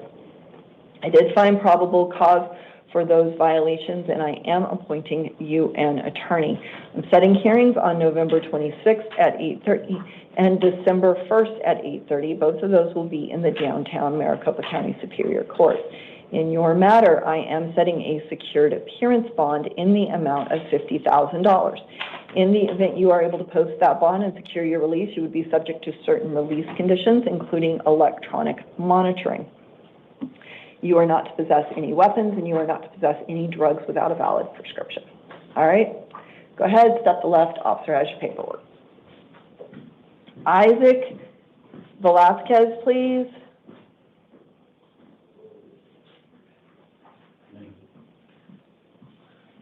Good afternoon. Good afternoon, sir. Go ahead, state your name, please. Isaac Velasquez, And Mr. Velasquez, what is your date of birth? 09/13/01.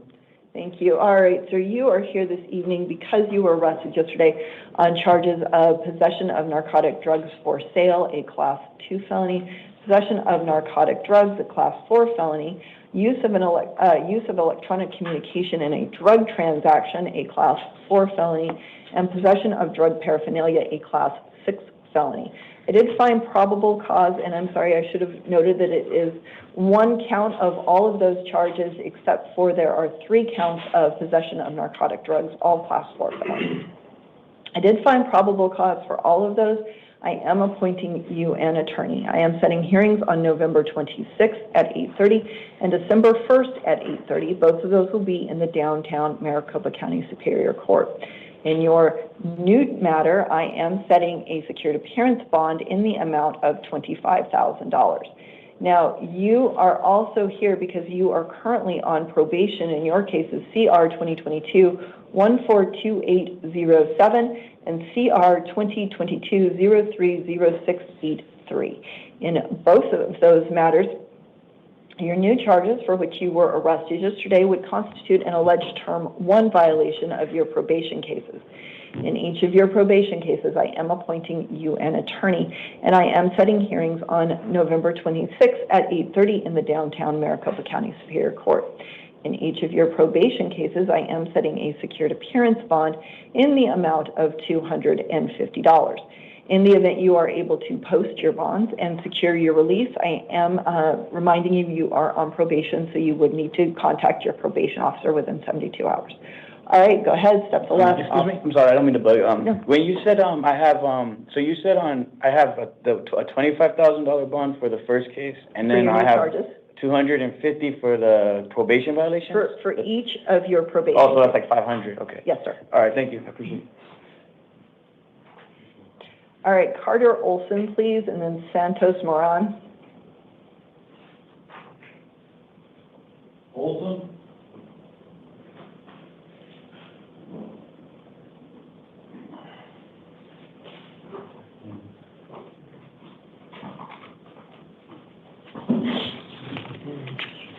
All right, sir, go ahead and state your name.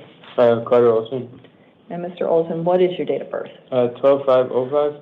Thank you. All right, sir, you are here this evening because you were arrested earlier today on charges of possession of narcotic drugs for sale, a Class 2 felony, possession of dangerous drugs for sale, a Class 2 felony, possession of narcotic drugs, a Class 4 felony, possession of dangerous drugs, a Class 4 felony, possession of prescription drugs for sale, a Class 6 felony, possession of drug paraphernalia, a Class 6 felony, and possession of prescription drugs, a Class 1 misdemeanor.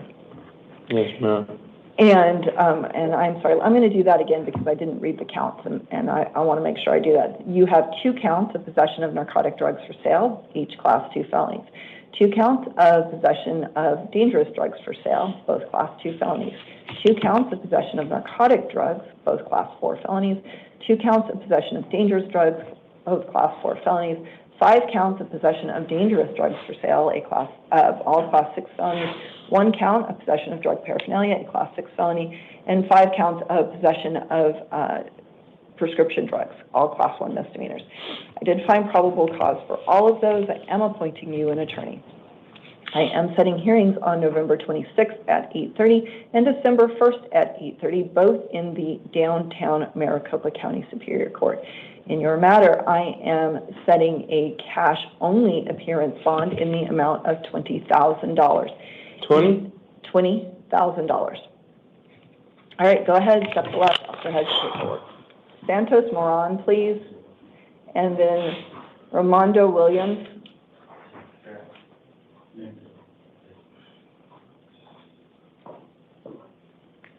Santos Moran. All right. 10/15/95. Give me just a second.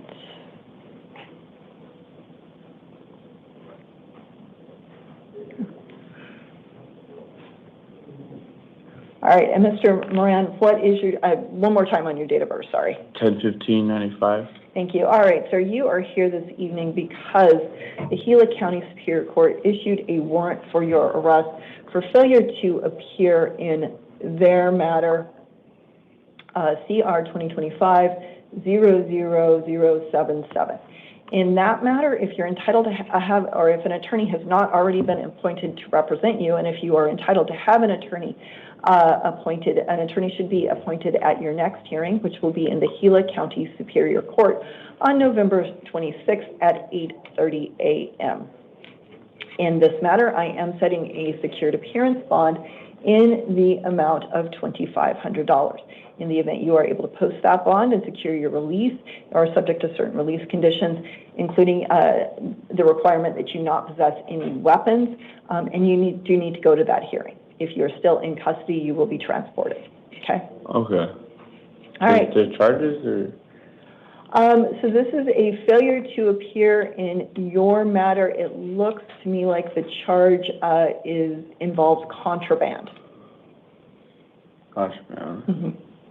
That's it. That is the information. It is a failure to appear warrant. It looks like the charge. Hold on. Give me a second.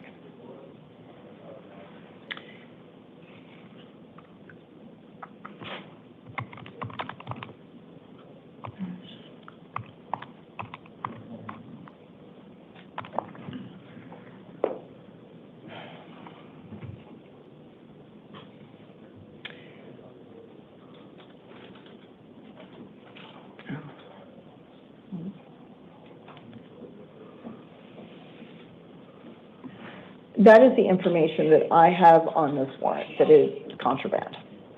Oh, okay. I was confused because I got charged with that in prison. Okay. And that might be the case. I have very limited information on these out-of-county warrants. I do, because this is not an initial arrest warrant, you should have already been IA'd on this matter. Okay. All right, go ahead, step to left, officer has your paperwork for you. You have a good day. Yes? Sorry, for those that take contraband in correctional facility involves narcotics drugs. Oh, okay. All attached with the license for you, sir. Perfect, thank you so much. And, hold on.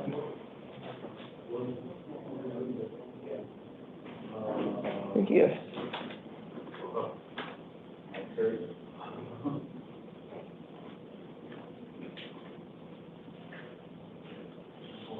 You want?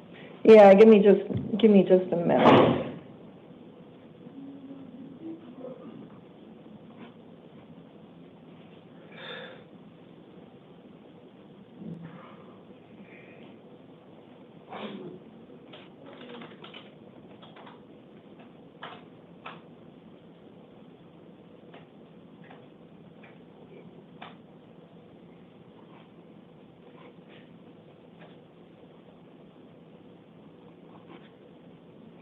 All right, we'll go ahead. Ramondo Williams, please, and then Rochelle Beach.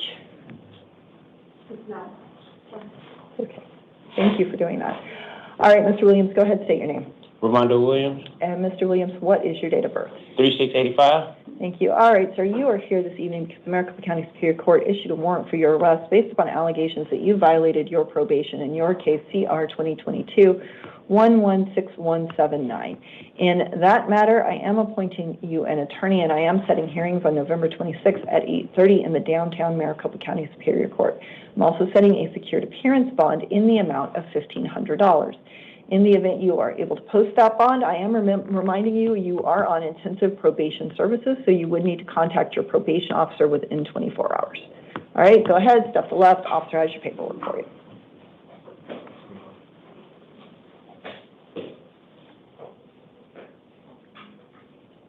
All right, need to look at that.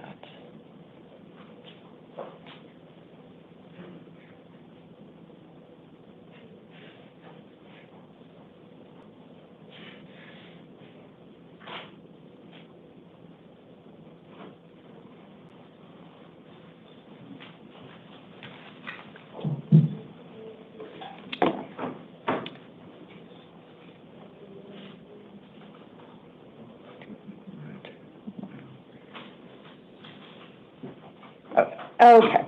All right, Rochelle Beach, please.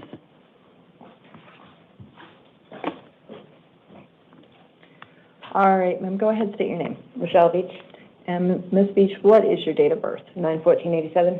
Thank you. All right, ma'am, you are here on two matters this evening. Can I say one thing real quick? Yes. I had bailed out, and I didn't know that I had to. I thought my court was taken care of at the time. I didn't know I had court, and it tells me on my paper I have now. I didn't know I had that. Otherwise, I would have been there. Okay. Hence my bail. I mean, because we had a title put up for me, and we exonerated or whatever it's called. And I mean, I just want the court to see that, like, I would have been there had I known, because they gave us the title back and everything. So it wasn't that because I have failure to appear, and it wasn't intentional. It was, I really honestly didn't know. Okay. So let's go ahead and we'll get to the end, and if you still have comments at the end, then I'll go ahead and hear from you. All right, tell me your date of birth one more time. 9/14/87. All right, you are here on two matters. Maricopa County Superior Court issued warrants for your arrest based upon your failure to appear in your matter CR 2017-142019 and CR 2019-156034. In both of those matters, I'm not appointing you an attorney this evening, because if you are eligible to have an attorney appointed, one should already have been appointed for you. You can always retain an attorney at your own expense to represent you. I'm also setting a hearing on December 1st at 8:30 in the downtown Maricopa County Superior Court. So I'm looking back at your at the court information for both of these cases, and it appears that for both of these cases, your prosecution had been suspended in both of these cases. And typically that is in order to allow you to participate in a deferred prosecution program.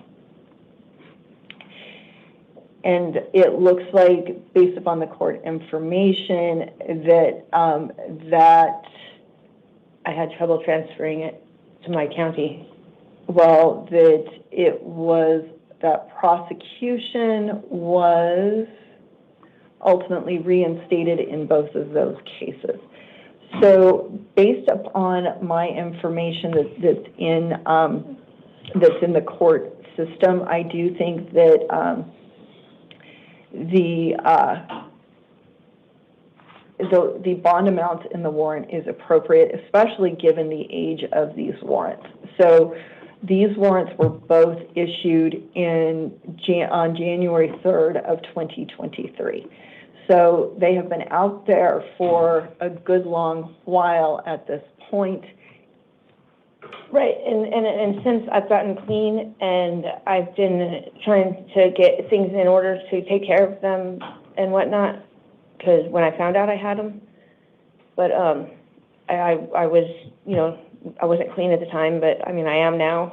I mean, I could pee clean right now. Okay. And I have extreme family matters at home. Like my mother-in-law's like dying, and I'm kind of the one that takes care of her. My dog was taken to the pound. My other dogs are home with nobody there. I'm basically begging for like a pretrial release. And I understand that, ma'am, but in view of your, at this point, years of noncompliance, I do think that a bond is appropriate, and I am going to go ahead and set a $900 secured appearance bond in both of those cases. So that is a total of $1,800 in secured appearance bonds in these cases. All right? What does secured appearance mean? It means you can work with a bond company in order to get these bonds posted. And there's no way of getting it any lower? I mean, I'm on my own. I mean, I'm doing, like I said, I'm clean now. Please just give me this opportunity. So based upon what I'm seeing, these bonds are appropriate. I'm going to go ahead and leave them set. Go ahead, step to the left. All right, Caden Abdullah, please, and then Diego Martinez.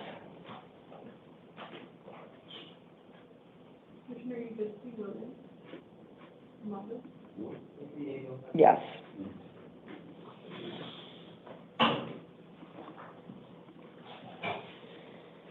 I did.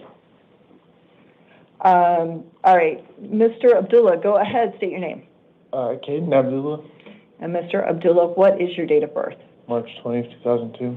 Thank you. All right, sir, you are here because you were arrested earlier today on charges of resisting arrest using physical force, a Class 6 felony. I did find probable cause for that. I am appointing you an attorney, and I am setting hearings on November 26th at 8:30 and December 1st at 8:30. Both of those will be in the downtown Maricopa County Superior Court. And I'm sorry, I should have added that you were also arrested on interfering with a police officer. That is a Class 3 misdemeanor, and I did find probable cause for that as well. As I stated, I am appointing you an attorney, and I am setting hearings on November 26th at 8:30 and December 1st at 8:30. Both of those will be in the downtown Maricopa County Superior Court. In your matter, I am setting a secured appearance bond in the amount of $750. In the event you are able to post that bond and secure your release, you are not to return to the scene of the alleged crime. You're not to possess any weapons, no drugs without a valid prescription, and no alcohol. All right, go ahead, step to the left. Officer has your paperwork. Diego Martinez, please. And then John McGrath.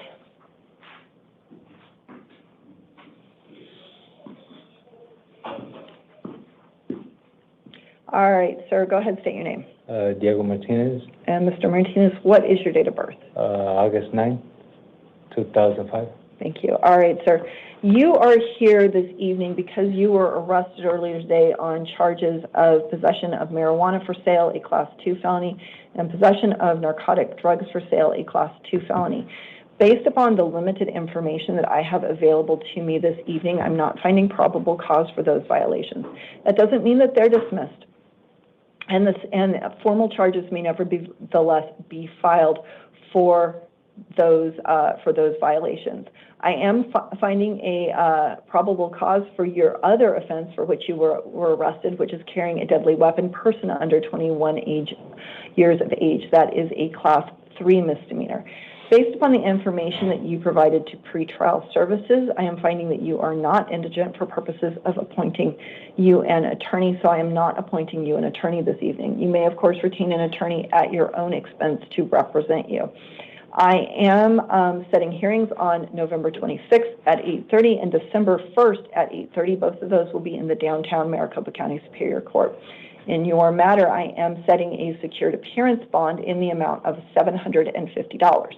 In the event you are able to post that bond and secure your release, you are not to possess any weapons, no drugs without a valid prescription, and no alcohol. Okay? Full release conditions are in your paperwork. Go ahead, step to the left. All right, John McGrath, please.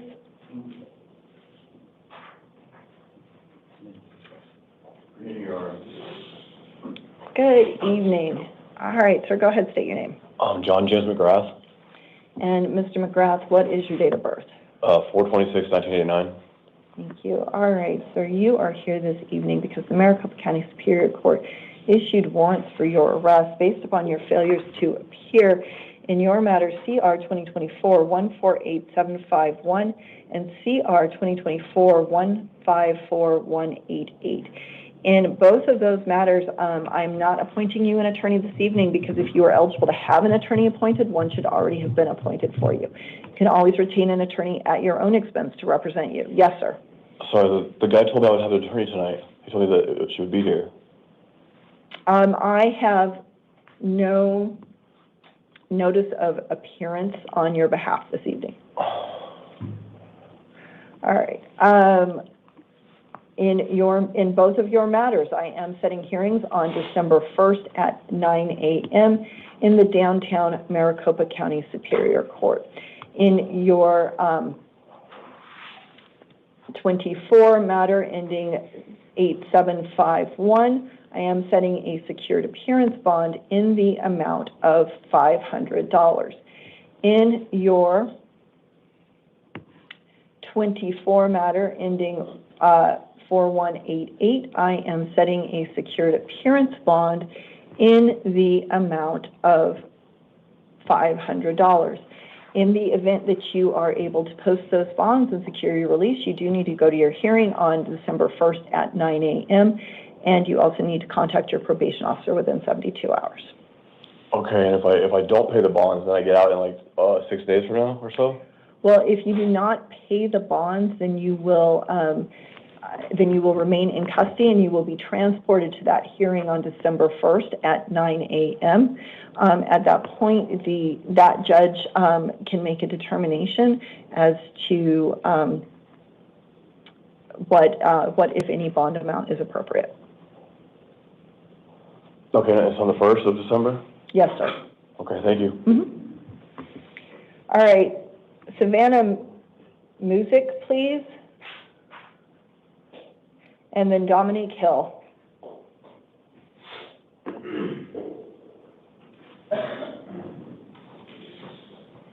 evening, Your Honor. Good evening, ma'am. Go ahead, state your name. Savannah Music. And Miss Music, what is your date of birth? May 10th of 1991. Thank you. All right, ma'am. You are here this evening because the Maricopa County Superior Court issued a warrant for your arrest based upon your failure to appear in your matter CR 2021-006420. In that matter, and Jacqueline, I'm sorry, we're going to need to reprint that. I am not appointing you an attorney because if you're eligible to have an attorney appointed, one should already have been appointed for you. You can always retain an attorney at your own expense to represent you. I'm going to ask you a question based upon your orange top. Are you in custody on a different matter or only this one? Only this one. I actually had an attorney for this, and he showed up on my behalf. So this is an old matter, and so it just something I wasn't aware of. Okay. All right. In your matter, I am setting hearings on November 26th at 8:30 and December 1st at 8:30, both in the downtown Maricopa County Superior Court. I'm also setting a secured appearance bond in the amount of $250.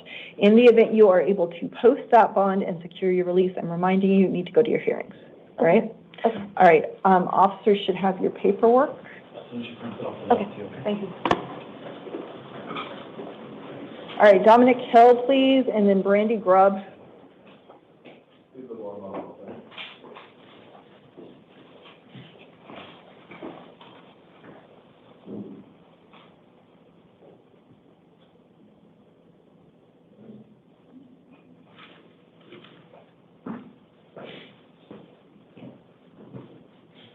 All right, Mr. Hill, go ahead, state your name. Dominic Michael Hill, And Mr. Hill, what is your date of birth? February 12th, 1998. Thank you. All right, so you are here because the Maricopa County Superior Court issued a warrant for your arrest in a direct complaint matter.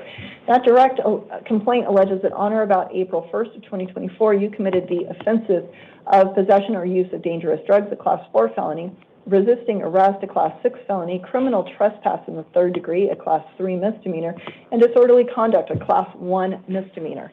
In that matter, I am appointing you an attorney, and I am setting hearings on November 26th at 8:30 and December 1st at 8:30. Both of those will be in the downtown Maricopa County Superior Court.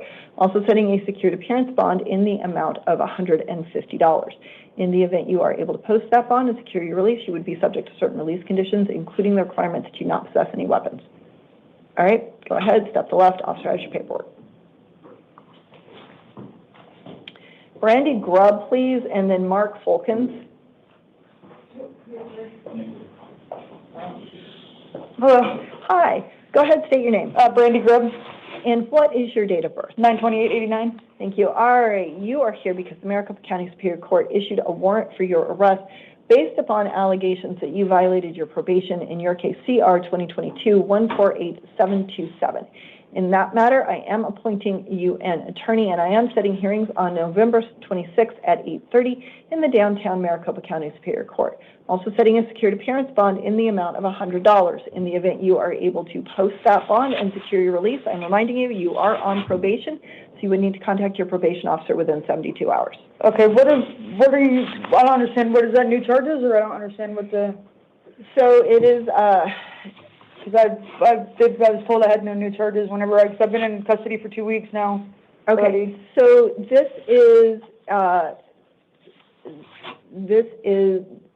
this warrant was issued based upon a petition to revoke your probation in your case. Right. In your 22 case. Right. This petition to revoke was filed on April 30th of this year. Yeah. That's when because I was compliant all the way up until then. I was in rehab and stuff. And then I quit talking to my probation officer because I thought some new charges got brought up, and so I got scared or whatever and quit talking to her. And then that's all I know that I have. So I don't understand what the other charges you're saying are. So a petition to revoke your probation based upon allegations that you violated term 1. It looks like the allegation there is you committed the crime of possession or use of narcotic drugs. Which would have been the original charges then? On July 24th of 2024, and that you possessed or used drug paraphernalia on or about July 24th of 2024. Also, based upon the allegation that you violated term 3 of your probation and that you did not report as directed on 4/9 of 2025. Right, that would have been the most recent, okay. And the last date you reported to probation was March 26th of 2025. Yeah. And then term 5, defendant did not receive prior approval before changing residence. Defendant did not reside in a residence approved by adult probation. That I didn't? Because I was in rehab. I was in 2 different rehabs, as a matter of fact, and I was compliant with my probation whenever they talked to them about that, but okay. So I don't know. That's the information I have. Based upon those allegations, the petition to revoke was filed, and the probation violation warrant was issued. Okay, so because that's only $100, like I have no phone numbers to be able to call anybody, I mean, so there's no way, I mean, because I could get the money when I get out of here, and I'm you know what I mean, I was compliant with my probation when I just, like I said, I thought some new charges got brought up, and I got scared. I've never been in trouble before, so I just quit talking to her, but now that I need to just contact her, you know what I mean, but for $100, I'm like, there's no way I've been in custody for 2 weeks already.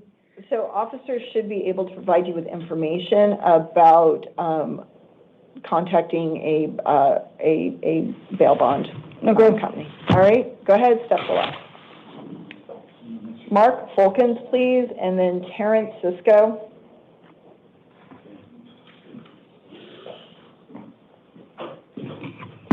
All right, sir, go ahead, state your name. Mark Fulkins. And Mr. Fulkins, what is your date of birth? 2/25/86. Thank you. All right, sir, you are here this evening because the Maricopa County Superior Court issued a warrant for your arrest based upon allegations that you violated your probation in your case CR 2024-001078.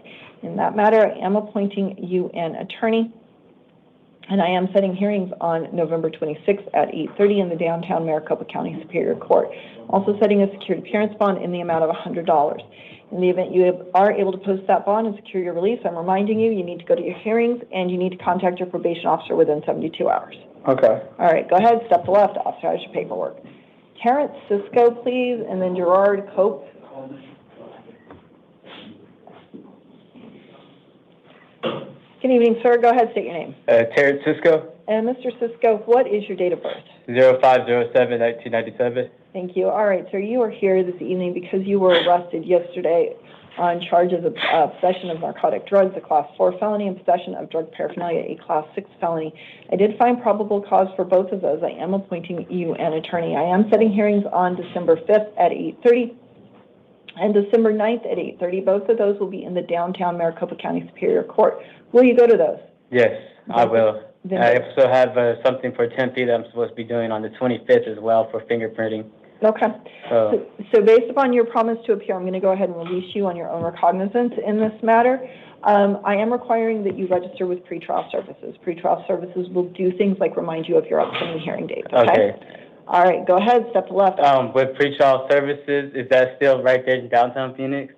So you'll get an envelope with all the pretrial service information in it. All right, thank you. All right, Gerald Cope, please. Good evening. Good evening, sir. Go ahead, state your name. I'm Gerald Corbin Cope III, And Mr. Cope, what is your date of birth?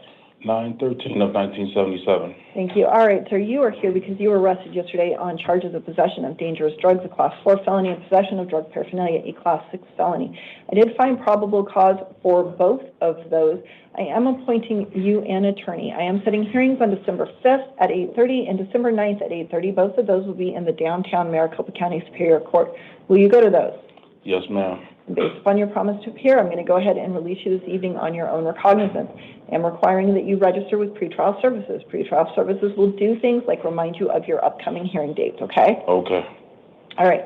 Now, you are also here because the Santan Justice Court issued a warrant for your arrest based upon your failure to appear in your matters stemming out of some August 2nd, 2024 charges. In that matter, you are not entitled to have me appoint an attorney for you this evening. However, you may, of course, retain an attorney at your own expense to represent you. I am setting a hearing on December 9th at 9 a.m. in the Santan Justice Court. Will you go to that? Yes. Okay, then based upon your promise to appear, I'm releasing you on your own recognizance in that matter as well. Okay. Okay? Officer has your paperwork for you. Go ahead, step to the left. Antonio Perez, please, and then Matthew Shermers. Your Honor, Antonio Perez, 09/14/1987. Okay, you are very efficient. All right, sir, you are here because you were arrested yesterday on charges of possession of dangerous drugs. That's a Class 4 felony. Possession of drug paraphernalia, that's a Class 6 felony. I did find probable cause for both of those. I am appointing you an attorney. I am setting hearings on December 5th at 8:30 and December 9th at 8:30. Both of those will be in the downtown Maricopa County Superior Court. Will you go to those? Yes, of course. Okay, then based upon your promise to appear, I'm going to go ahead and release you this evening on your own recognizance. Thank you. I am requiring that you register with pretrial services. Pretrial services will do things like remind you of your upcoming hearing dates, okay? Okay. All right, go ahead, step to the left. Thank you, Your Honor. Have a great day. Thank you. Matthew Shermers, please, and then Selena Jackson. Matthew Shermers, June 15th, 1996, Your Honor. Thank you. All right, so you are here this evening because you were arrested yesterday on charges of possession of narcotic drugs, a Class 4 felony, possession of drug paraphernalia, a Class 6 felony. I did find probable cause for both of those. Based upon the information that you provided to pretrial services, I am finding that you are not indigent for purposes of appointing you an attorney. So I'm not appointing an attorney for you this evening. You may, of course, retain an attorney at your own expense to represent you. I am setting hearings on December 5th at 8:30 and December 9th at 8:30. Both of those will be in the downtown Maricopa County Superior Court. Will you go to those? Yes, Your Honor. Okay, then I'm going to go ahead and release you this evening on your own recognizance. All right, you do need to go to your hearings. If you don't go to your hearings, a warrant may issue for your arrest. Yes, okay? Your Honor. All right, go ahead, step to the left. Officer has your paperwork. Selena Jackson and then Brandon Murray.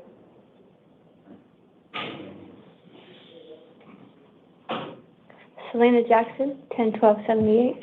Thank you. All right, ma'am, you are here because you were arrested yesterday on charges of possession of dangerous drugs, a Class 4 felony, and possession of drug paraphernalia, a Class 6 felony. I did find probable cause for both of those. I am appointing you an attorney. I am setting hearings on December 5th at 8:30 and December 9th at 8:30. Both of those will be in the downtown Maricopa County Superior Court. Will you go to those? Yes, ma'am. Okay, then based upon your promise to appear, I'm going to go ahead and release you this evening on your own recognizance. I am going to note, you should review your release conditions. You're not to return to the scene of the alleged crime, and you do need to go to those hearings. If you don't go to those hearings, a warrant may issue for your arrest. Yes, ma'am. All right, go ahead, step to the left. Officer has your paperwork. Brandon Murray, please.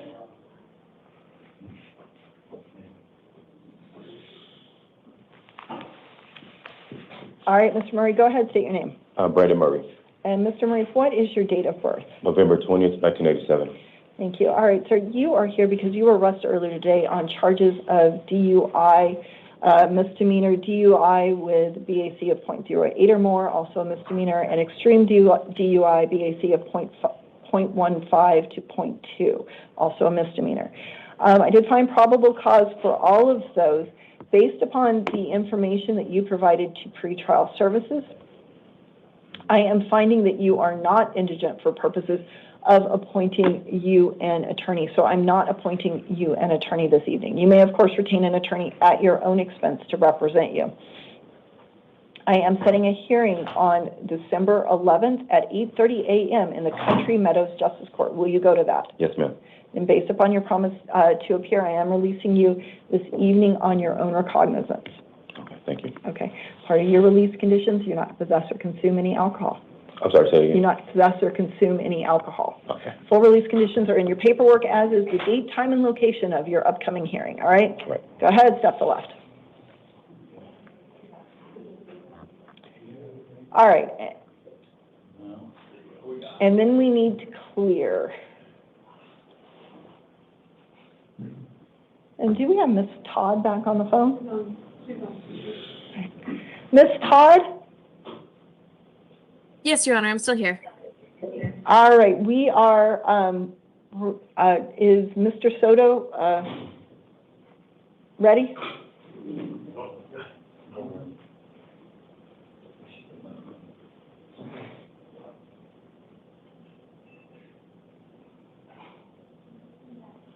Oh, he's right here, correct.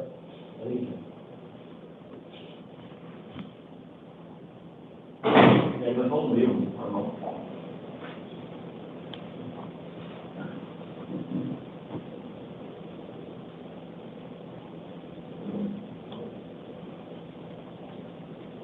All right, come on.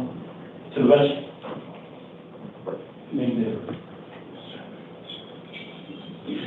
All right, Mr. Soto, we're just going to start all over again, if you don't mind. Go ahead, state your name. Martin Andres Soto, And Mr. Soto, what is your date of birth? November 11, 1990. Thank you. And on behalf of Mr. Soto this evening. Clarissa Todd for Mr. Soto, appearing remotely, Your Honor. Thank you. All right, Mr. Soto, you are here because the grand jury in Maricopa County issued a warrant for your arrest based upon allegations that on or about October 1st of 2025 through November 5th of 2025, you committed the following offenses: conspiracy, a Class 2 felony; illegally conducting an enterprise, a Class 3 felony. And then on or about November 5th of 2025, you committed the following offenses: sale or transportation of a dangerous drug, a Class 2 felony; sale or transportation of a narcotic drug, a Class 2 felony; and child abuse, a Class 4 felony. In that matter, I'm not appointing you an attorney this evening because Ms. Todd has entered her notice of appearance on your behalf. In your matter, I am setting hearings on November 26th at 8:30 and November 26th at 1:30 p.m. All right, Ms. Todd, based upon my review of Mr. Soto's case, it does appear to me that he was on release in his case CR 2025-114668 on the date of offense for these new charges. As a result, because he was on felony release on the date of offense for these new charges, I do need to hold him non-bondable on his new charges. Understood, Your Honor. That is accurate in terms of the pending matter, and the defense is not requesting a bond today. Okay, I just wanted to make sure that you were clear on my reasoning. All right, sir, I am, as I just discussed with your attorney, I am holding you non-bondable this evening. If you go ahead, step to the left, officer has your paperwork for you. Nothing changes with the same word, right? No, it's the same. Move something. Your Honor, that would be it for me. May I be excused? Yes, thank you so much. Thank you for your time, Your Honor. Okay. All right, Anna Martinez, please.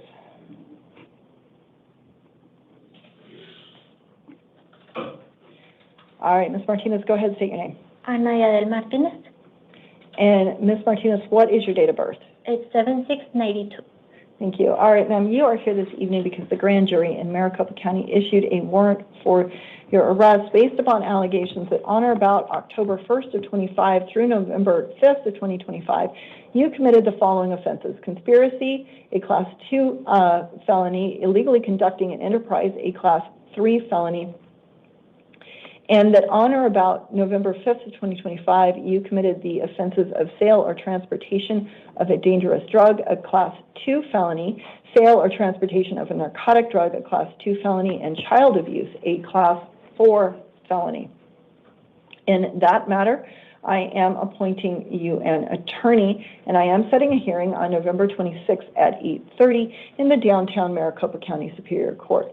In that matter, I am setting a cash-only appearance bond in the amount of $75,000.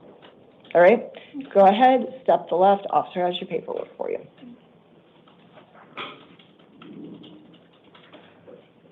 All right, Nathaniel DeRoss, please. Oh, I'm sorry. We are on to the house calls.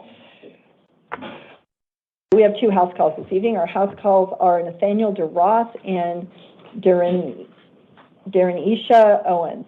We're going to start with Nathaniel DeRoss. Mr. DeRoss's date of birth is April 8th of 2005. Mr. DeRoss is here because he was arrested earlier today on charges of 3 counts of burglary in the 3rd degree, all Class 4 felonies, and 1 count of aggravated assault on a first responder, a Class 6 felony.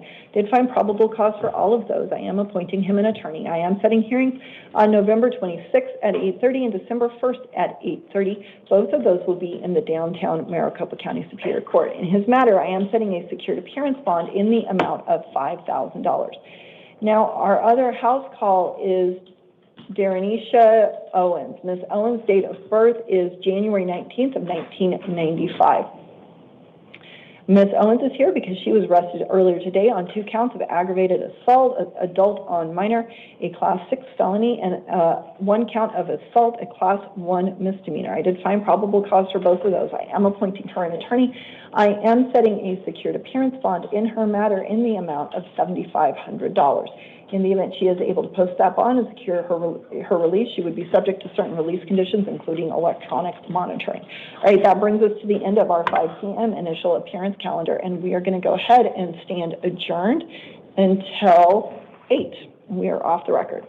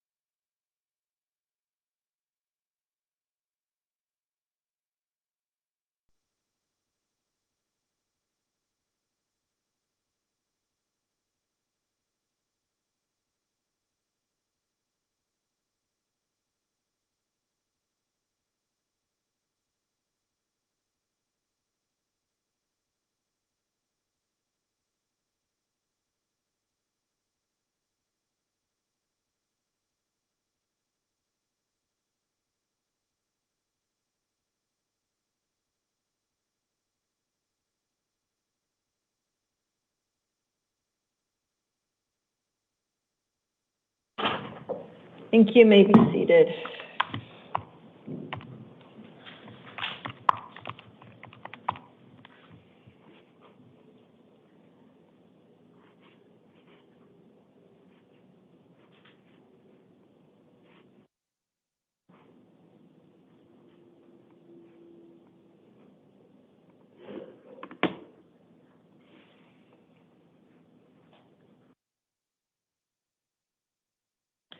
All right, good evening. My name is Commissioner Elizabeth Campbell, and this is the 8 p.m. initial appearance calendar for November 21st, 2025. The court's orders for the taking of DNA and fingerprints that were given on the first calendar of this month shall apply to all matters on this calendar.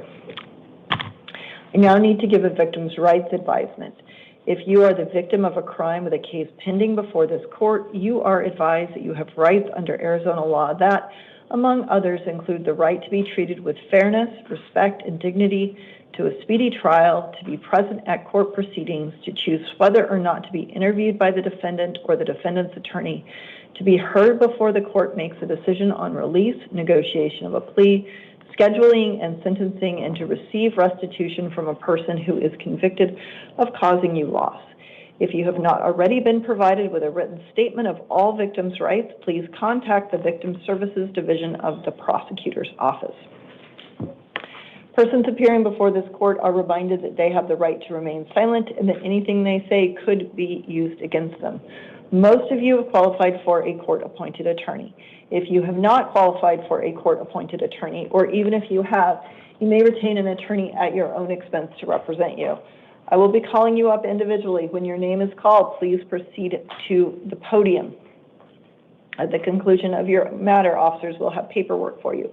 That paperwork will contain my complete orders in your case. It will also contain the dates, times, and locations of your future hearings. All right. Before court this evening, I spoke to Manuel Vasquez, who is receiving medical attention, or he is unable to be with us because of his medical condition here in court.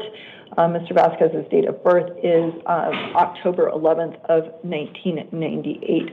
The state of Texas has issued a warrant for Mr. Vasquez's arrest based upon allegations that he violated his parole in Texas. In that matter, I let Mr. Vasquez know that he is not entitled to have me appoint an attorney for him.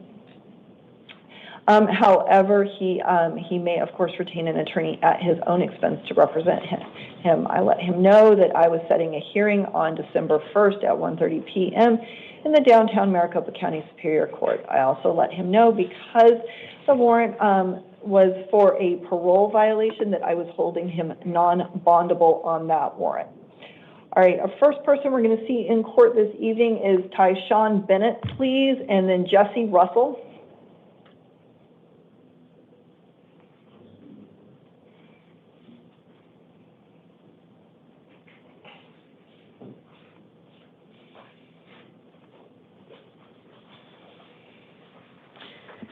All right, sir, go ahead, state your name. Tyshawn Bennett. And Mr. Bennett, what is your date of birth? September 12th, 2004. Thank you. All right, sir, you are here this evening because you were arrested on charges of robbery, a Class 4 felony, and aggravated assault, a Class 4 felony. I did find probable cause for both of those. I am appointing you an attorney. I'm setting hearings on November 26th at 8:30 and December 1st at 8:30, both in the downtown Maricopa County Superior Court. In your matter, I'm also setting a cash-only appearance bond in the amount of $100,000. In the event you are able to post that bond and secure your release, you are not to return to the scene of the alleged crime or have any contact with any alleged victim, complainant, or witness. You're not to possess any weapons, drugs, or alcohol. You would also need to contact your probation officer within 72 hours of your release. All right, go ahead, step to the left. Jesse Russell, please, and then Derek Russ.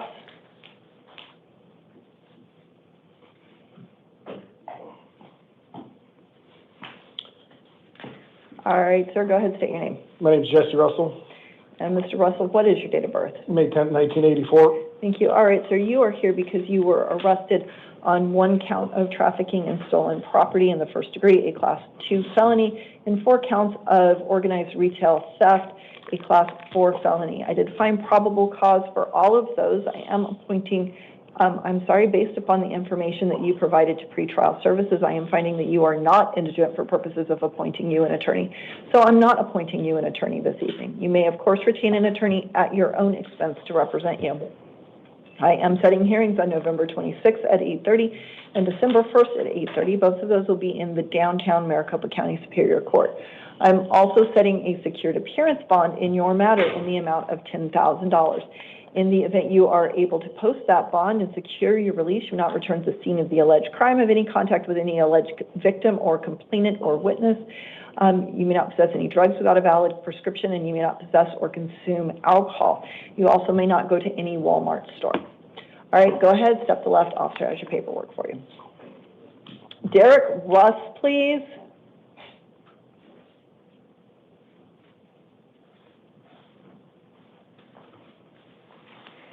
All right, Mr. Russ, go ahead, state your name. Derek Russ, And Mr. Russ, what is your date of birth? 5/29/78. Thank you. All right, sir, you are here this evening because the Pima County Superior Court issued a warrant for your arrest. Give me just a second. Based upon your failure to appear in the Pima matter CR 2025-3176. In that matter, I'm indicating that an attorney should be appointed for you at your next hearing if one has not already been appointed for you. I am setting a hearing. Of course, you can always retain an attorney at your own expense to represent you. I am setting a hearing on November 26th at 8:30 in the Pima County Superior Court. In your matter, I am setting a cash-only appearance bond in the amount of $5,000. In the event you are able to post that bond and secure your release, you do need to go to that hearing on November 26th in Pima County Superior Court at 8:30 a.m. If you are still in custody on November 26th, then Pima County should come for you. Okay? All right, go ahead, step to the left. Officer has your paperwork.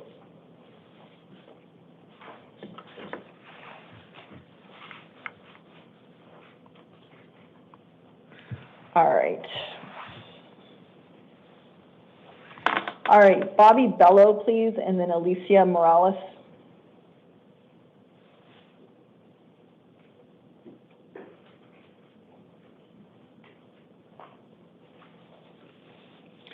All right, Ms. Bello, go ahead, state your name. I'm Bobby Bello, 32593. All right, ma'am, you are here on 2 matters this evening. We're going to go ahead and talk about your new case first, and then we'll talk about your probation violation matter. All right, you are here because you were arrested yesterday on charges of possession of dangerous drugs, a Class 4 felony. I did find probable cause for that. I am appointing you an attorney. I am setting hearings on November 26th at 8:30 and December 1st at 8:30. Both of those will be in the downtown Maricopa County Superior Court. In your new matter, I am setting a secured appearance bond in the amount of $250. Now, you are also here because you are currently on probation in your case, CR 2021-12847. In that matter, the Maricopa County Superior Court has issued a warrant for your arrest based upon allegations that you violated your probation in that case. In that probation violation matter, I am appointing you an attorney, and I am setting hearings on November 26th at 8:30 in the downtown Maricopa County Superior Court. I'm also setting a secured appearance bond in the amount of $500. In the event you are able to post that bond and secure your release, I am reminding you, you are on probation, so you would need to contact your probation officer within 72 hours. All right, do you have any questions? What was the date again? So it's all in your paperwork. I'm happy to give it to you again, but if you need to refer to it, it will be in your paperwork. For your probation matter, your hearing date is November 26th at 8:30. On your new charges, your first hearing date is also November 26th at 8:30. So it looks like November 26th at 8:30. Okay. Okay. And then the bond, how much was it total, do you remember? Or Yeah, so in your new case, it's secured appearance bond in the amount of $250, and on your probation matter, it is a secured appearance bond in the amount of $500. So 7 total? $750. All right. All right, go ahead, step Thank left. you. Alicia Morales, please, and then Mario Hernandez.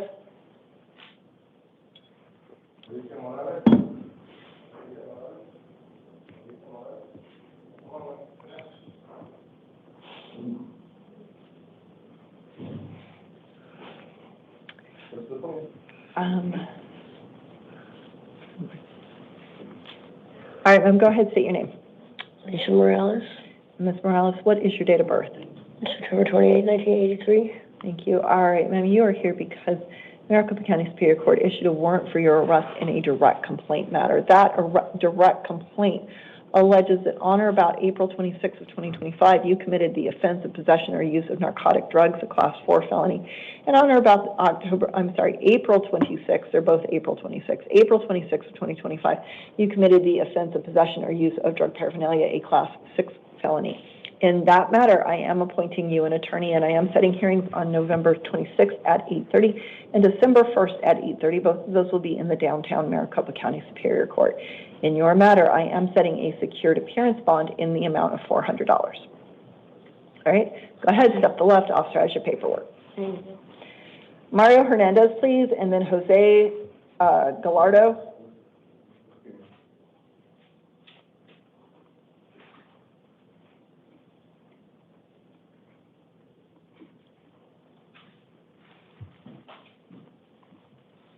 All right, sir, go ahead and state your name. Mario Hernandez.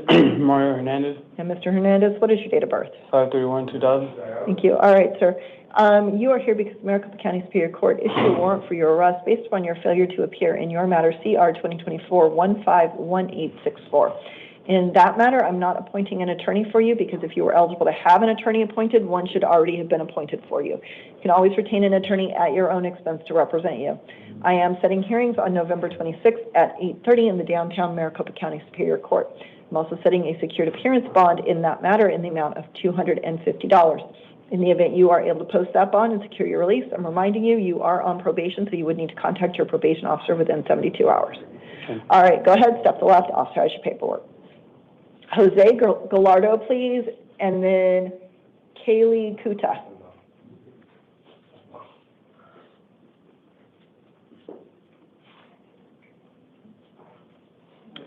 All right, sir, go ahead, state your name. Jose Antonio Gallardo, And Mr. Gallardo, what is your date of birth? 3/17/1986. Thank you. All right, sir, you are here this evening because the Maricopa County Superior Court issued a warrant for your arrest based upon allegations that you violated your probation. In your case, CR 2024-154002. In that matter, I am appointing you an attorney, and I am setting hearings on November 26th at 8:30 in the downtown Maricopa County Superior Court. I'm also setting a secured appearance bond in the amount of $250. In the event you are able to post that bond and secure your release, I am reminding you, you are on probation, so you would need to contact your probation officer within 72 hours. Are we getting out? Right. So I am setting a secured appearance bond in the amount of $250. If you're able to post that bond, then you would be able to secure your release. If you are unable to post that bond, you will remain in custody at least until your hearing on November 26th. Okay. All right, go ahead, step to left, authorize your paperwork. Thank you. Kaylee Kuta, please. Kaylee Ann Kuta, 11/16/93. Thank you. All right, ma'am, you are here this evening on two matters. And they are both municipal court matters. So we're going to go one by one. So the Peoria Municipal Court issued this is an initial arrest warrant based upon allegations that on or about July 3rd of 2019, you committed the offense of theft, shoplifting of goods on display, a class 1 misdemeanor, and possession of drug paraphernalia, a class 1 misdemeanor. In that matter, I am appointing you an attorney for limited representation regarding the bond issue only because I am setting a secured appearance bond in the amount of $50. I'm also setting a hearing in the Peoria Municipal Court on November 25th at 9 a.m. My understanding is you are currently in custody on a different matter, so detention officers should be able to, in the event you are still in custody on the 25th, detention officers should be able to arrange for you to appear at that hearing remotely, okay? All right, now you're also here because the Peoria Municipal Court issued a second warrant for your arrest. This one is a pre-adjudication failure to appear warrant stemming out of a June 6, 2019 charge of theft shoplifting.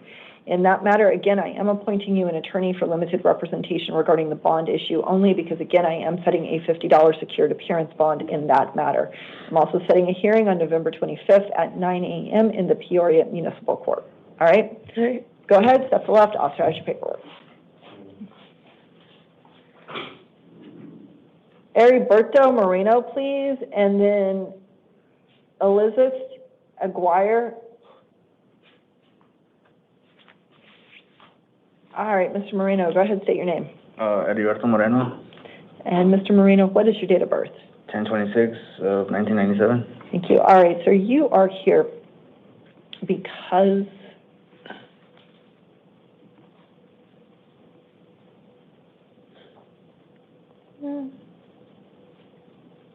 the Surprise City Court issued a warrant for your arrest. This is a post-adjudication warrant following a June 1st, 24 charge of theft shoplifting. In that matter, I am appointing you an attorney for limited representation regarding the bond issue only because I am setting a $50 secured appearance bond in that matter.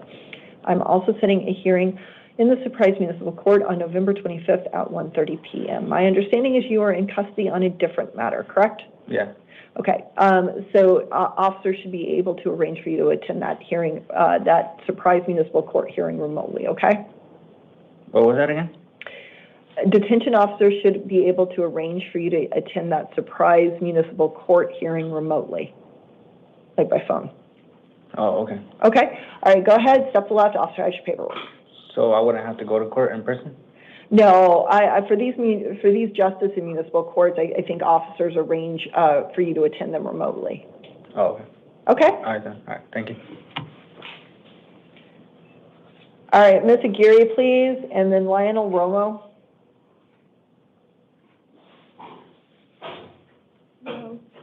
Hi.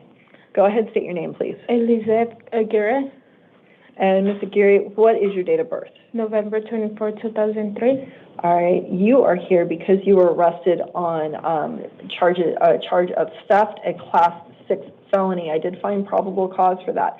I am appointing you an attorney, and I am setting hearings on December 5th at 8:30 and December 9th at 8:30. Both of those will be in the downtown Maricopa County Superior Court. Will you go to those? Yes.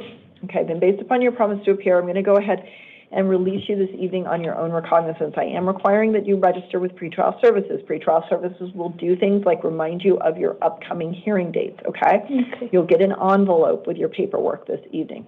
You're not to return to the scene of the alleged crime, have any contact with any alleged victim, complainant, or witness, okay? Okay. All right, go ahead, step to the left, authorize your paperwork. Lionel Romo, please, and then Gabriel Leon.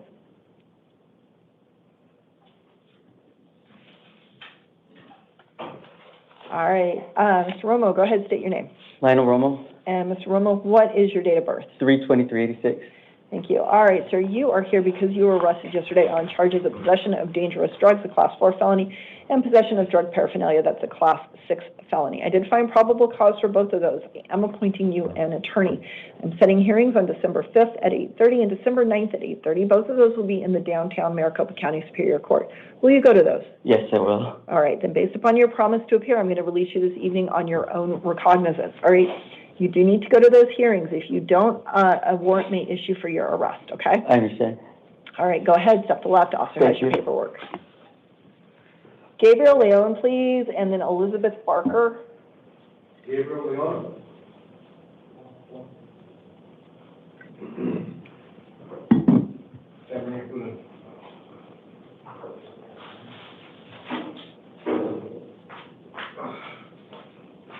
Hey.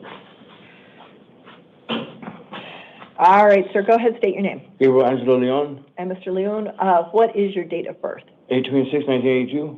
All right, sir, you are here because the, hold on, sorry. I moved the wrong thing. Give me a second. because the West McDowell Justice Court issued a warrant for your arrest based upon your failure to appear in their matter stemming out of a January 8, 2025 charge of failing to obey a police officer.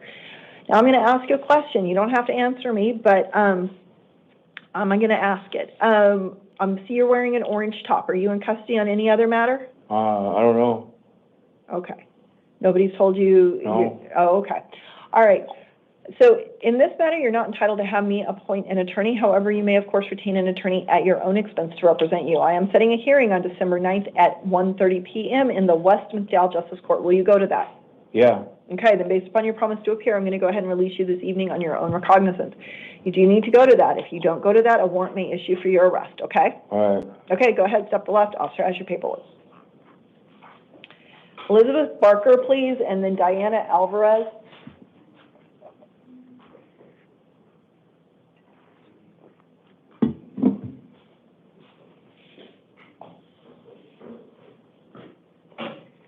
All right, ma'am, go ahead, state your name. Elizabeth Barker, And Ms. Barker, what is your date of birth? 10/14/1980. All right, you are here because you were arrested earlier today on charges of assault, a class 3 misdemeanor. I did find probable cause for that.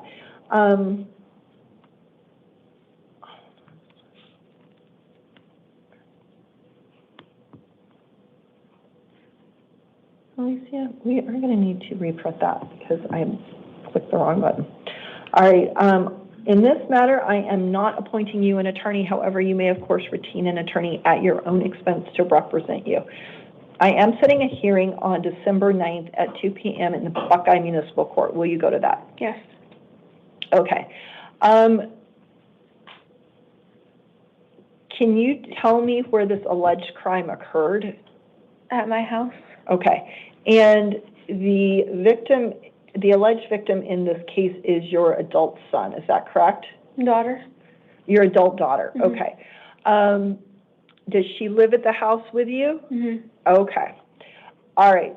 So because you are the defendant in this case, I'm going to make the following release conditions. You're not to return to the scene of the alleged crime. You're not to have any contact with any alleged victim.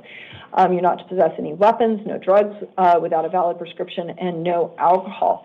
You're going to need to obey the terms of any order of protection that may be issued against you. You may not reside at the same location as any alleged victim or go to the alleged victim's residence, even if you are an owner or renter of the residence. If you presently reside with any alleged victim, you must find an alternative residence. You can arrange for one civil standby with law enforcement to collect any essential belongings, okay? I have a question. Yes, ma'am. So my daughter she's not living there. She ran away. So you're saying I still can't go back home? Where does your daughter live? She was living at home with me and my other daughter, but she ran away. She got an Uber and she ran away to California. So she's not in the house.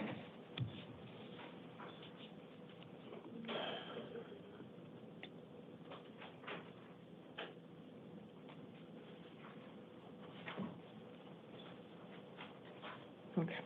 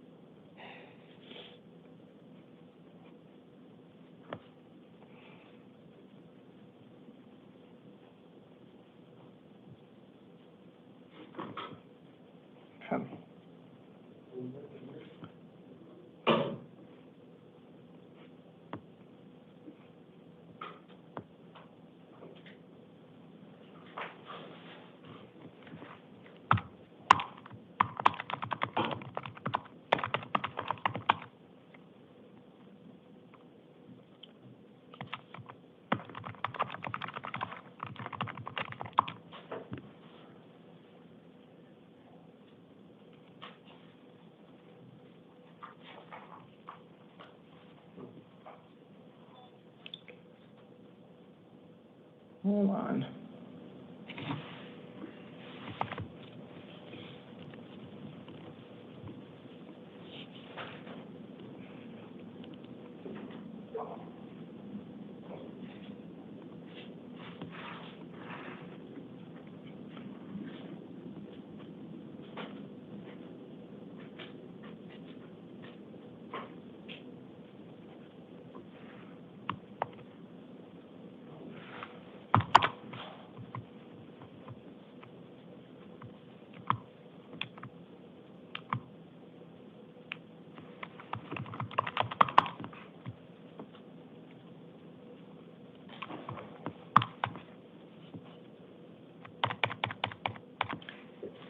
All right.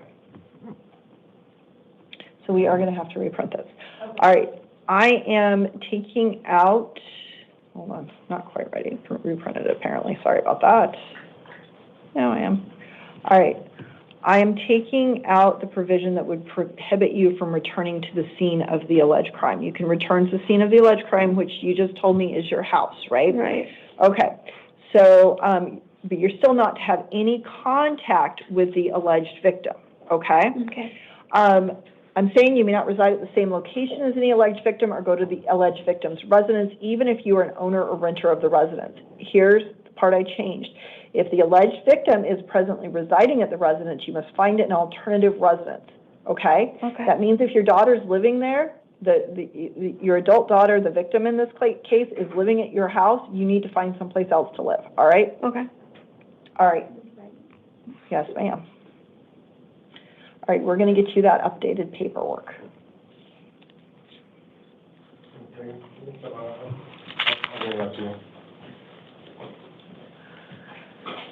All right, Diana Alvarez, please, and then John Aguirre.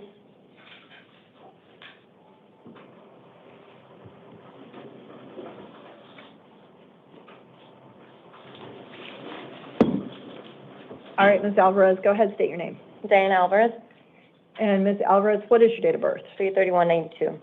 All right, ma'am, you are here this evening because the North Mesa Justice Court issued a warrant for your arrest based as a post-adjudication warrant based upon your failure to pay in your matter stemming out of a May 9th, 2020 DUI charge. In that matter, you're not entitled to have me appoint an attorney for you this evening. However, you may, of course, retain an attorney at your own expense to represent you. I am setting a hearing on December 11th at 1 p.m. in the North Mesa Justice Court. Will you go to that? Yeah, I actually called them yesterday to quash my warrant, and I was supposed to pay today to have it quashed. He instead of the $60 that I normally have to pay, he did $40 for me. Okay. So I talked to them yesterday. Okay. I went to the court. So you still need to go on December 11th at 1 p.m., okay? To North Mesa? North Mesa Justice Court. Okay. Okay. So based upon your promise to appear, I'm going to go ahead and release you this evening on your own recognizance. Date, time, and location of that hearing's in your paperwork. Okay. All right? Thank you very much. I appreciate it. All right, John Aguirre, please, and then Carlos Magana. Okay. John Aguirre? Oh. I'm sorry, what? John Aguirre? I And- started talking when I was walking up, sorry. No, it's okay. I couldn't figure out who was talking. That's good. All right, Mr. Aguirre, what is your date of birth? 10/15/1990. All right, sir, you are here because you were arrested earlier today on charges of possession of narcotic drugs. That's a Class 4 felony. Possession of drug paraphernalia, that's a Class 6 felony. I did find probable cause for both of those. Based on the information that you provided to pretrial services, I am finding that you are not indigent for purposes of appointing you an attorney, so I'm not appointing you an attorney this evening. You may, of course, retain an attorney at your own expense to represent you. I am setting hearings on December 5th at 8:30 and December 9th at 8:30. Both of those are in the downtown Maricopa County Superior Court. Will you go to those? Yes. And based upon your promise to appear, I'm going to go ahead and release you this evening on your own recognizance, okay? Thank you. All right, go ahead, step to the left. Officer has that for you. Thank you very much. All right, Carlos Magana, please. And then Daniel Gonzalez. Hi, my name's Carlos Magana, and then 01/13/1999. Thank you. All right, sir, you are here because the West Mesa Justice Court issued a warrant for your arrest. This is a post-adjudication warrant following a January 7th, 23, although that could be a 22 charge of exceeding the posted speed limit. In this matter, you are not entitled to have me appoint an attorney for you this evening. However, you may, of course, retain an attorney at your own expense to represent you. I am setting a hearing on December 9th at 8:30 in the West Mesa Justice Court. Will you go to that? Yes, I will. Okay, then based upon your promise to appear, I'm going to go ahead and release you this evening on your own recognizance. You do need to go to that hearing. If you don't go to that hearing, a warrant may issue for your arrest, okay? I appreciate it. All right, go ahead, step to the left. Officer has your paperwork. All right, Daniel Gonzalez, please.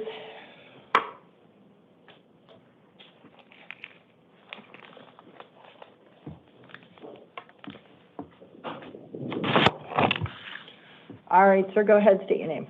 Daniel Gonzalez, All right, and Mr. Gonzalez, what is your date of birth? July 24th, 1999.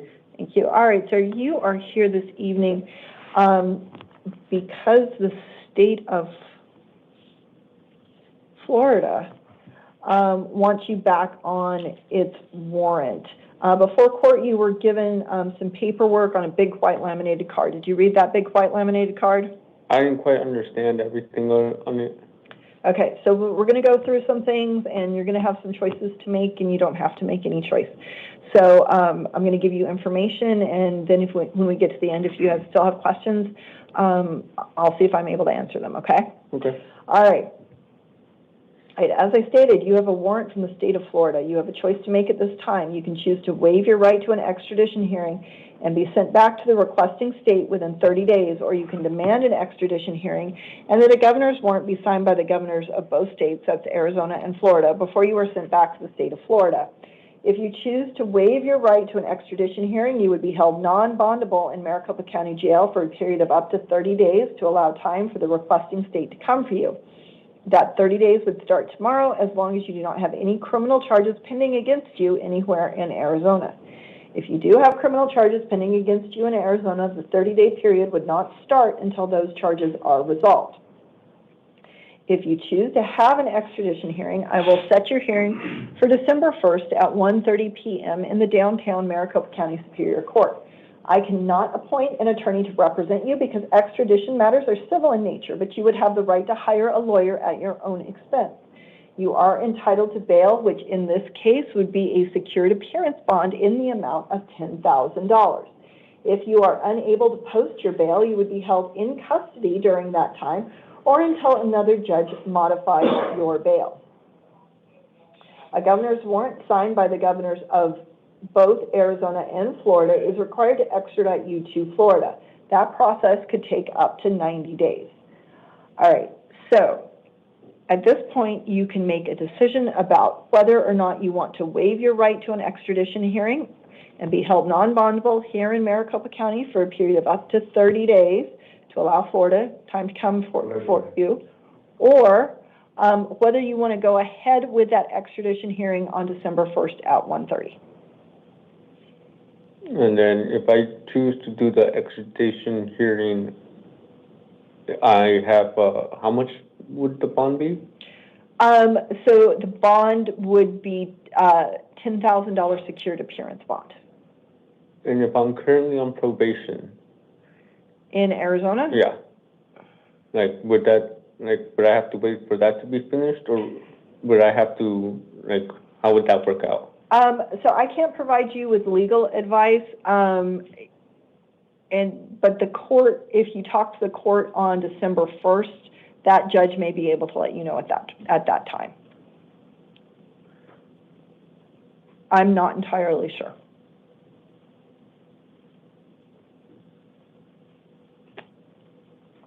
Well, I'm not going to have the $10,000 to get out the way, so I'll just wait for them.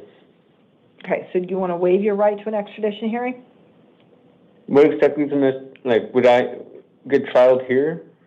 No, so if you keep your extradition hearing, which would be on December 1st at 1:30, I'll set the secured appearance bond at the amount of $10,000. That starts the process to get a governor's warrant going. That process could take up to 90 days. So I would have to stay in county until, the 90 days gets, finished? Yes. No, I'll just do the 30 days and see if they come for me. Hold on, I don't want to give you, let me back up. Because Hold on. I've been on probation in Arizona since I've been back in Arizona, so there's no way I've done anything in Florida this year.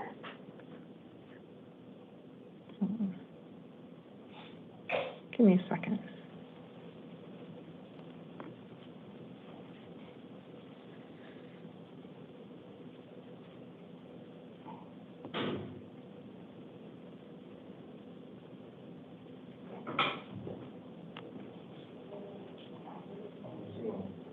Okay, I do not see in this release order that you would be required, if I set the bond, that you would be required to stay in Arizona. However, you would be required to appear at all of the court hearings in Arizona on this, which is the December 1st. If I post a bail here, If you what? if I'm able to post a bail, either way, I'm still gonna stay here. Okay. Oh, wait, it does say you will not leave the state without permission of the court. So if you wanted to leave Arizona, you would need permission of the court. Unless like I'm going to Florida. Unless what? Unless I'm going to like Florida. Well, yeah, then you would be held in custody. If you choose to waive your right to an extradition hearing, you would be held in custody here in Maricopa County for a period of up to 30 days to allow Florida the opportunity to come for you. And if they don't come for me? So it is possible for Florida asked to extend it a few days. Otherwise, you would be released. However, that warrant's still out there, so you could be rearrested on that warrant.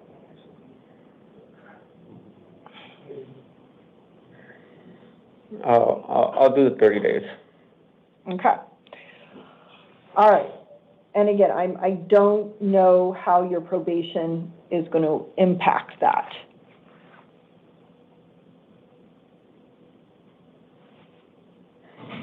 I mean, I've been doing good. I was going to get off this month or next month, so. Okay. All right. So I don't want to make any promises to you regarding how your probation, your existing probation case will impact that 30 days that Florida has to come for you. All right. Okay. All right. I understand at this time you do want to sign the waiver of extradition. I need to ask you some questions as I am making a record of this proceeding. Did you read the waiver of extradition paperwork? Yes. Do you understand that you do not have to sign the paperwork? Yes. Do you understand that you have the right to an extradition hearing? Yeah. Do you understand that you have the right to hire a lawyer at your own expense? Yes. Okay. Do you understand that you have a right to demand that a governor's warrant be signed by the governors of both states before you are returned to Florida?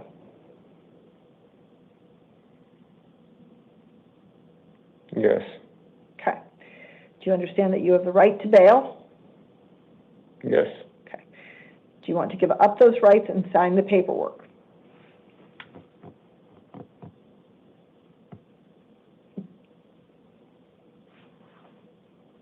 If you want to think about it, you will have the opportunity to waive again at that hearing on December 1st. What's today? Today is November 21st. Okay, think about it. 10 days? Yeah. Let me think about it. Absolutely. Okay. All right. So I am going to go ahead. Uh-oh. Sorry. All right. So I am going to go ahead and actually, I don't. And I'm going to leave your hearing set on December 1st at 1:30 p.m. in the downtown Maricopa County Superior Court. I'm also going to leave your secured appearance. I'm also setting that secured appearance bond that we talked about in the amount of $10,000. All right. In the event you are able to post that bond and secure your release, you do need to stay in Arizona unless you get permission by a court to leave. Okay. Your next hearing is on December 1st. That judge, when you see that judge on December 1st, can also do things like change your bond amount, okay? Okay. All right, so we should be good to go. Because he didn't waive, it should be, we shouldn't need to reprint. No. Well, because I didn't print it from the beginning because we didn't know if he was going to waive or not. Okay. I'll just print it now. Okay.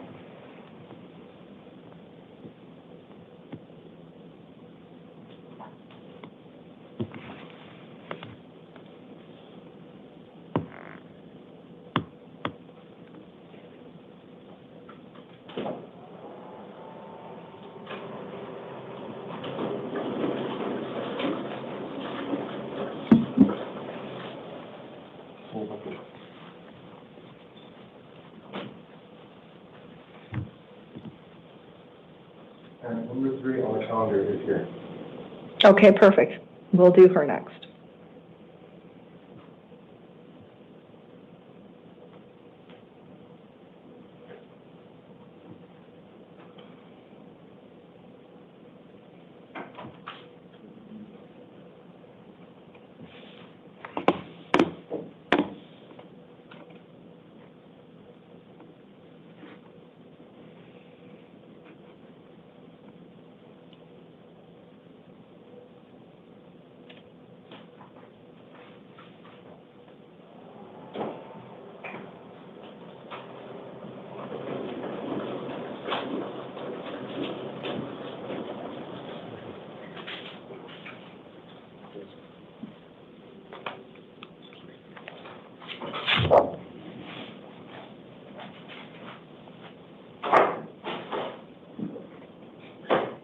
We do need to clear.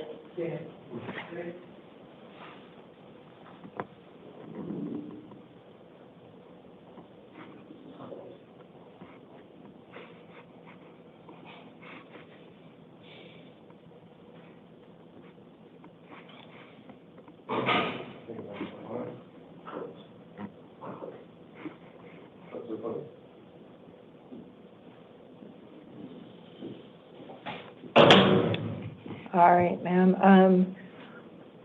Since you weren't here in the beginning, I'm just going to remind you that you do have the right to remain silent. Anything you say could be used against you. Go ahead and let me know your name. Candace Baxter, And Ms. Baxter, what is your date of birth? 12/29/84. Thank you. All right, ma'am, you are here this evening because you were arrested on charges of luring a minor for sexual exploitation, a Class 3 felony, sexual abuse, a Class 5 felony, and sexual conduct with a minor, a Class 6 felony. I did find probable cause for all of those. I am appointing you an attorney. I am setting hearings on November 26th at 8:30 and December 1st at 8:30. Both of those will be in the downtown Maricopa County Superior Court. I'm also setting a cash-only appearance bond in your matter in the amount of $150,000.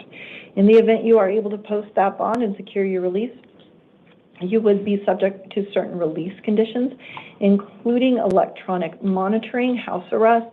You're not to return to the scene of the alleged crime. You're not to have any contact with the alleged victim or any complainant or witness.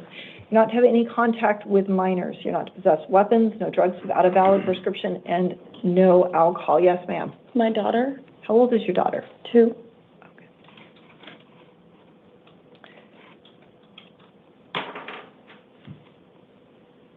Do you have any other children in your home? No. Okay. Do you live with another adult? No. Okay, so it's just you and your daughter? Well, 50% of the time she's with me, Your Honor. Okay, and then the other half she's with her dad? Yeah.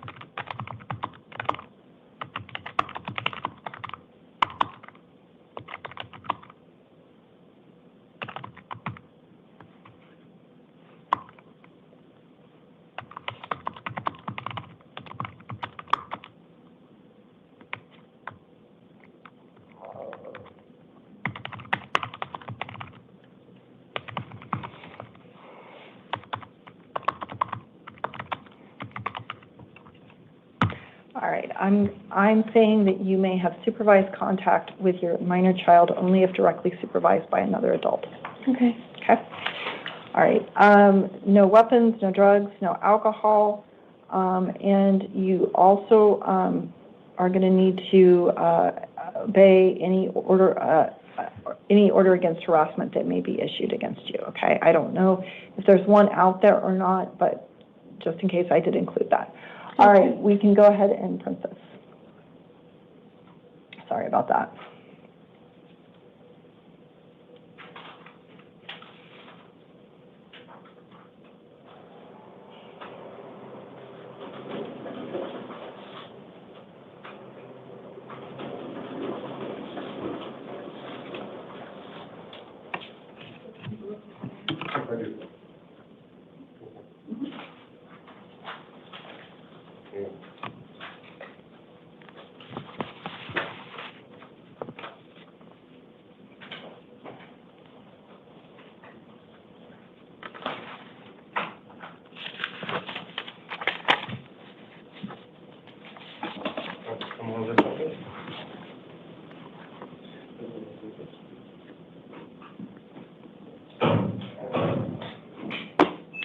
All right, and that brings us to the end of our 8 p.m. initial appearance calendar. We are going to, we are going to stand adjourned until 11. We are off the record.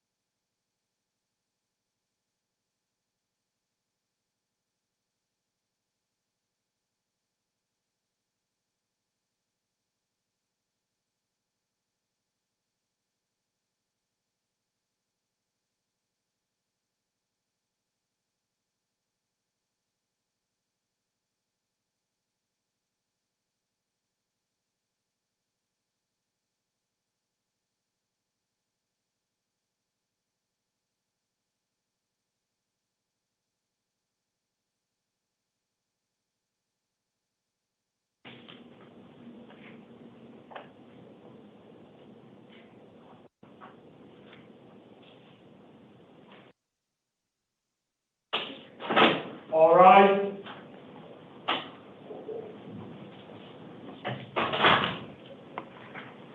Thank you. You may be seated.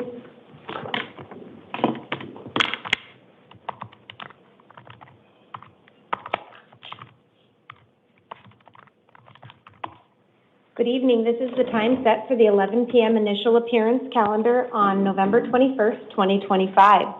The court's orders for the taking of DNA and fingerprints that were given on the first calendar of this month shall apply to all matters on this calendar.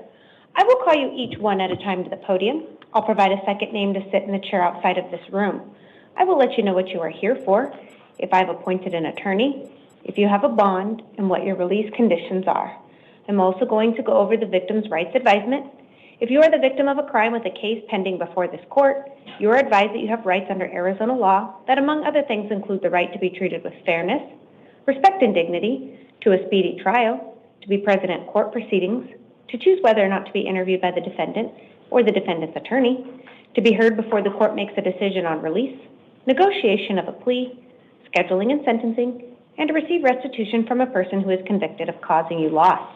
If you have not already been provided with a written statement of all victims' rights, please contact the Victim Services Division of the Prosecutor's Office. If I could have Craig Beasley to the podium, please, and Tyler Eccles to the chair. Can I get your name and date of birth? Craig, please, Beasley, 12/26/72. Thank you, sir. It does look like you are here today on a grand jury warrant.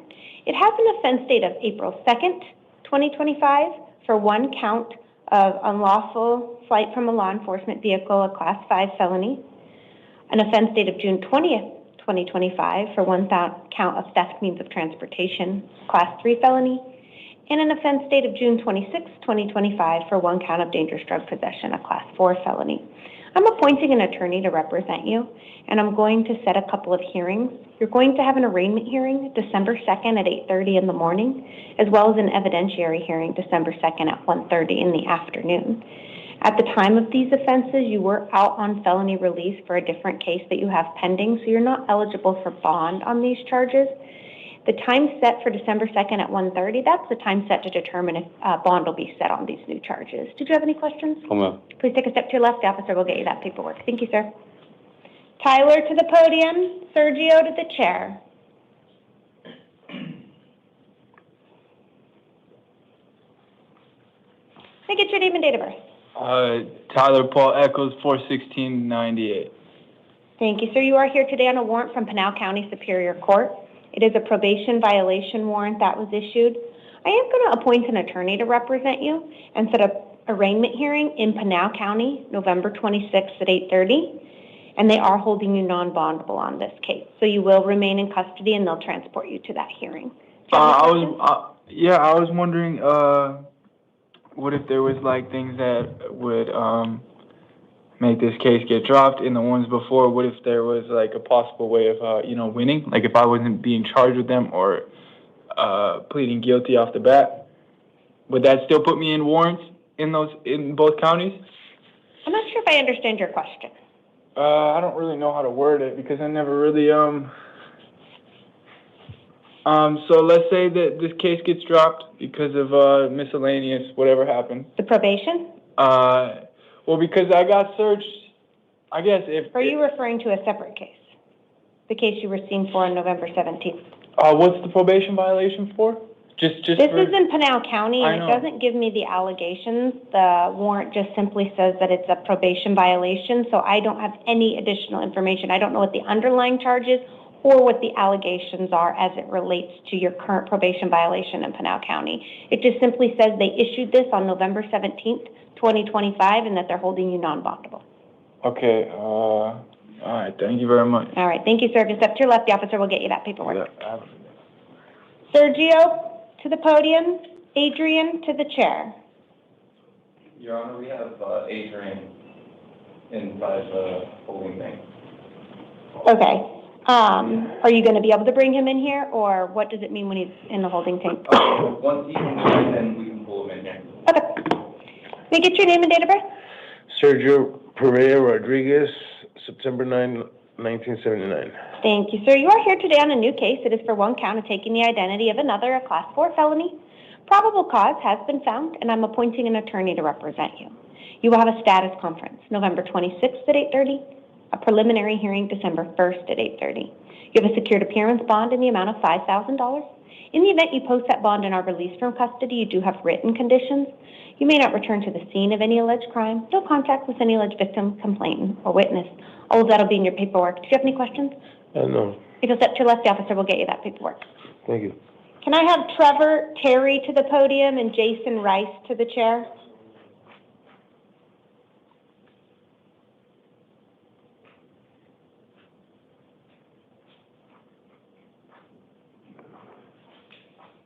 May I get your name and date of birth? Trevor Terry, 7/21/88. Thank you, sir. You are here because a direct complaint was filed. It has an offense date of May 27th, 2025, for one count of narcotic drug possession, a Class 4 felony, and one count of drug paraphernalia possession, a Class 6 felony. I'm appointing an attorney to represent you and setting a status conference November 26th at 8:30 and a preliminary hearing December 1st at 8:30. You do have a secured appearance bond in the amount of $1,500.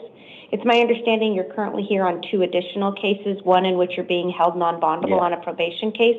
So even if you were to post this at this time, you wouldn't be released until you know what happens with probation, okay? Any questions? No, that's it. Please take a step to your left. The officer will get you that paperwork. Jason Rice to the podium. Salvador to the chair.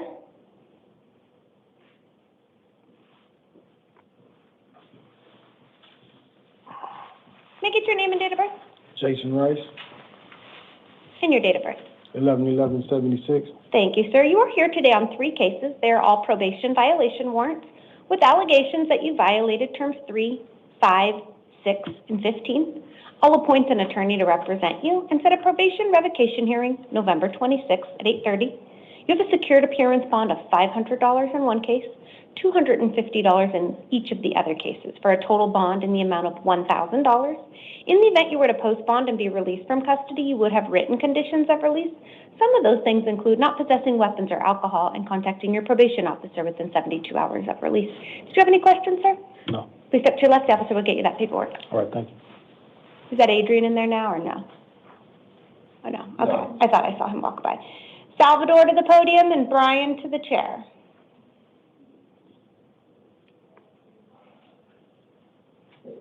May I get your name and date of birth? Salvador Sabal, 11/3/82. Thank you, sir. It does look like you are here today on a probation violation warrant with allegations you violated terms 3 and 5 of your probation. I'm appointing an attorney and setting a probation revocation hearing November 26th at 8:30. You have a secured appearance bond in the amount of $500. In the event you were to post bond and be released from custody, you would have written conditions. Some of those things include not possessing weapons or alcohol and contacting your probation officer within 72 hours of release. All of that will be in your paperwork. Did you have any questions? Please take a step to your left. The officer will get you that paperwork. If I can have Brian to the podium and Kendall to the chair.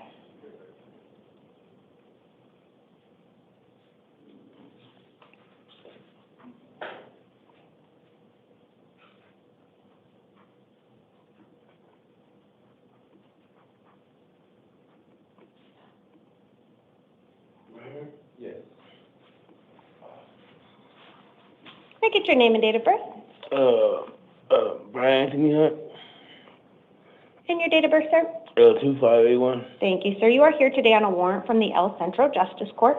It does relate to an offense date of June 2nd, 2025 for 1 count of threat and 1 count of assault.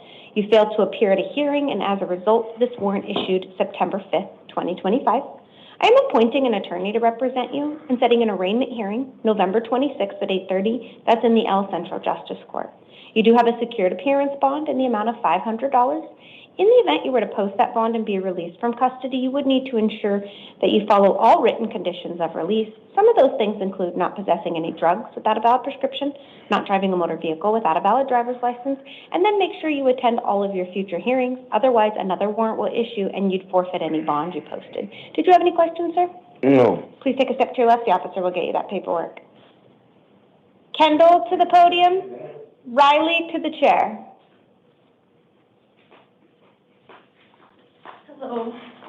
May I get your name and date of birth?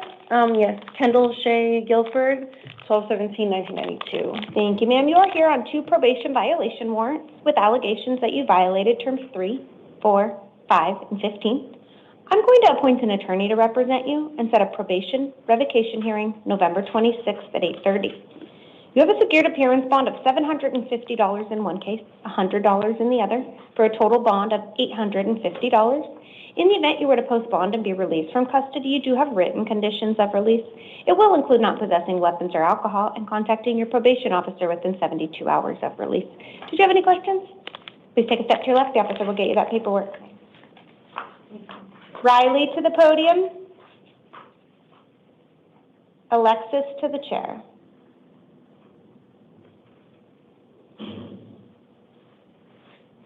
Can I get your name and date of birth? Riley Hayward, August 20th, 2003. Thank you, ma'am. You're here today on 2 cases. You're here on new charges, as well as a probation violation warrant. The probation violation warrant that issued alleges you violated terms 3 and 5 of your probation. I am appointing an attorney to represent you and setting a probation revocation hearing November 26th at 8:30. In that case, you have a secured appearance bond in the amount of $100. You're also here on new charges for 1 count of narcotic drug possession, a Class 4 felony. For purposes of today only, I am not finding probable cause for that charge. That doesn't mean the charge is dismissed. They still may move forward with it, so I'm going to appoint an attorney and set a status conference December 5th at 8:30, a preliminary hearing December 9th at 8:30. If you fail to appear at either of those hearings, a warrant would issue for your arrest. So your total bond is $100 on the probation case. In the event you post bond and are released, your written conditions include not possessing weapons or alcohol and contacting your probation officer within 72 hours of release. All of this will be in your paperwork, ma'am. Did you have any questions? No, thank you. If you step to your left, the officer will get you that paperwork.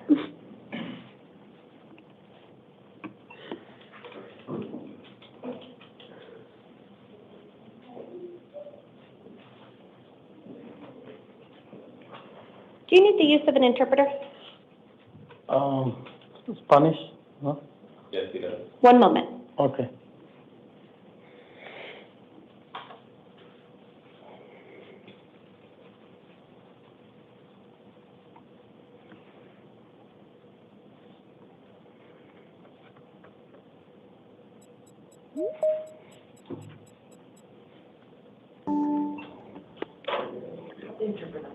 Good evening. Do I have a Spanish interpreter on the line? Yes, I'm here, ma'am. My name is Luis. My ID is 6574, and I'm ready for instructions. Thank you, sir. We do have 1 case on the calendar. Are you ready for me to begin? Yes, ma'am, I'm ready. Good evening, sir. May I please get your name and date of birth? Señor, buenas noches.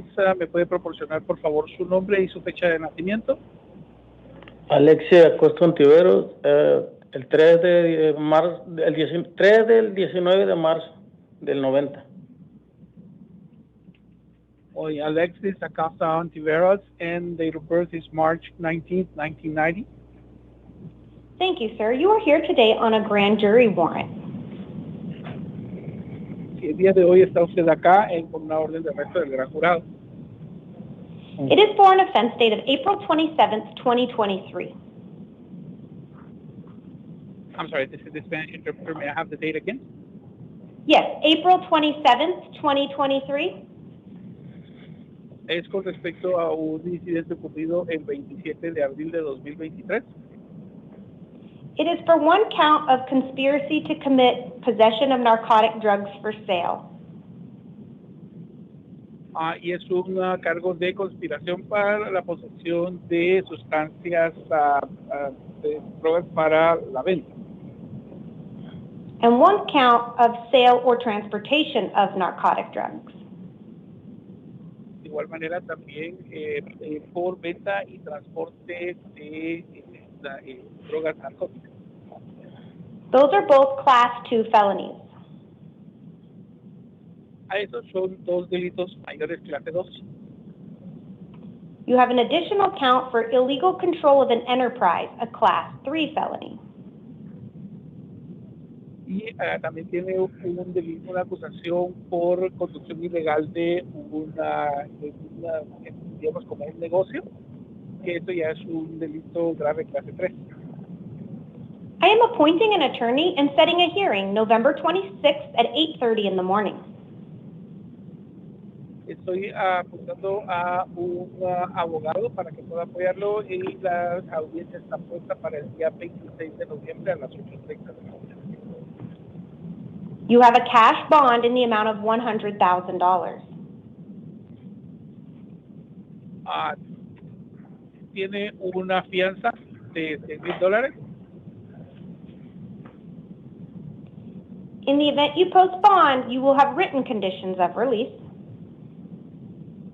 Si usted paga esa fianza, tendrá pues también algunas condiciones por escrito de libertad. You may not possess drugs without a valid prescription, and you may not possess any weapons. No puede tener ninguna droga que no tenga prescripción y no puede poseer ningún arma. All of this will be in your paperwork. Did you have any questions? Toda esta información va a estar en su papelería. ¿Tiene usted alguna pregunta? No. No. If you will step to your left, the officer will get you that paperwork. Si puede, por favor, pararse a la izquierda, el oficial le va a entregar su papelería. Okay, thank you. And that does conclude our Spanish matter for this evening. I do appreciate your assistance, sir. Feel free to disconnect at your convenience. It was my pleasure, Your Honor, and thank you for calling Ironbridge.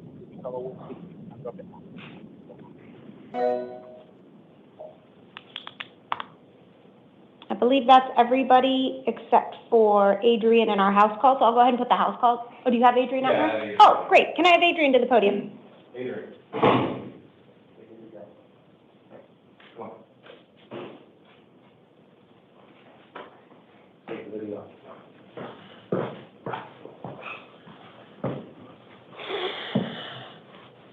I just realized I'm going to need to clear the courtroom on this one. I apologize. It's not marked that way, but it needs to be. Okay. You can just hang tight right at the podium. We'll be with you in just one moment, sir.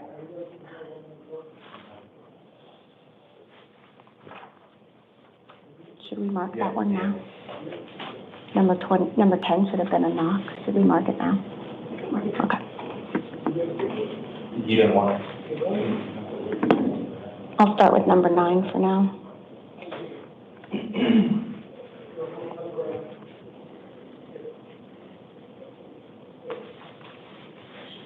Brian. Brian.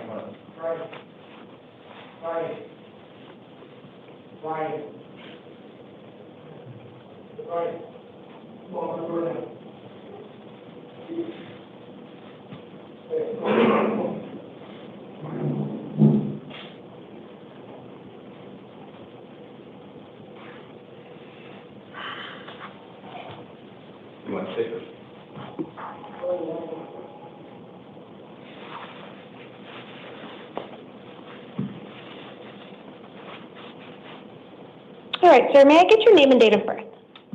Adrian Villarreal, December 25th, 1976.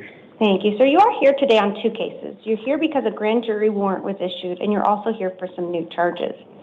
The grand jury warrant issued with an offense date of May 12, 2025, and is for one count of failure to register as a sex offender, a Class 4 felony. I'm appointing an attorney to represent you and setting an arraignment hearing November 26th at 8:30. You have a secured appearance bond in the amount of $2,000. You're also here on a second case for new charges of one count of criminal trespass of a residential yard, a Class 1 misdemeanor, one count of resisting arrest, a Class 1 misdemeanor, and one count of harassment by surveillance, a Class 1 misdemeanor. Probable cause has been found, and I'm appointing an attorney to represent you. You will have a hearing November 26th at 8:30 on this case, and you have a secured appearance bond of $2,500. Between the two cases, it's a total bond of $4,500. In the event you were to post that bond and be released from custody, you would have written conditions of release. You may not return to the scene of any alleged crime, no contact with any alleged victim, complainant, or witness. You may not possess weapons or alcohol, and you must contact your probation officer within 72 hours. All of this will be in your paperwork. Did you have any questions, sir? Nope. Please take a step to your left. The officer will get you that paperwork.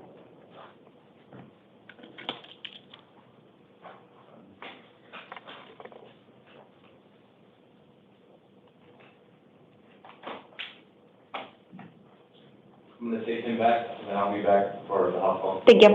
Thank you. The remaining cases will proceed as house calls due to being a danger to self, a danger to others, or being in closed custody.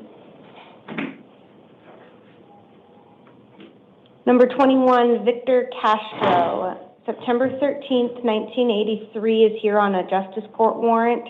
It is for defense date of April 19th, 2025 for one count of shoplifting. I am appointing an attorney and setting an arraignment hearing November 26th at 8:30 in the West Mesa Justice Court. I am affirming the secured appearance bond in the amount of $500. In the event bond is posted and he is released from custody, he does have written conditions. He may not possess any drugs without a valid prescription, and he may not drive a motor vehicle without a valid driver's license. Case number 12 is Christopher DeHaven, date of birth January 8th, 1982. He is here on a grand jury warrant. Has an offense date of August 2nd, 2025 for one count of narcotic drug possession, a Class 4 felony, and one count of drug paraphernalia possession, a Class 6 felony. I am appointing an attorney and setting an arraignment hearing November 26th at 8:30, and I'm affirming the secured appearance bond in the amount of $1,000. In the event bond is posted and he is released from custody, he does have written conditions of release. It does include not possessing weapons or alcohol and contacting his probation officer within 72 hours. Case number 18 and 19 belong to Robert Thompson, date of birth November 12, 1997. He is here on two failure to appear bench warrants related to his probation cases. I am affirming the previous attorney appointed to represent him and setting a probation revocation hearing November 25th at 8:30. He has a secured appearance bond in the amount of $250 in each case for a total bond of $500. In the event bond is posted and he is released from custody, he will have written conditions. It includes not possessing weapons or alcohol and contacting his probation officer within 72 hours. Case number 13, Joshua Jong, date of birth March 8th, 2003, is here on a new case for one count of criminal damage, a Class 6 felony, and one count of resisting arrest, a Class 6 felony. Probable cause has been found, and I'm appointing an attorney to represent him. He's going to have a status conference December 5th at 8:30, a preliminary hearing December 9th at 8:30. I am releasing him to the supervision of pretrial services. He does have written conditions of release. It does include not returning to the scene of the alleged crime, no contact with any alleged victim, complainant, or witness. If anything changes after I meet with these parties, I will update the written record. This concludes our 11 p.m. calendar, and we will now stand in recess until 2 a.m.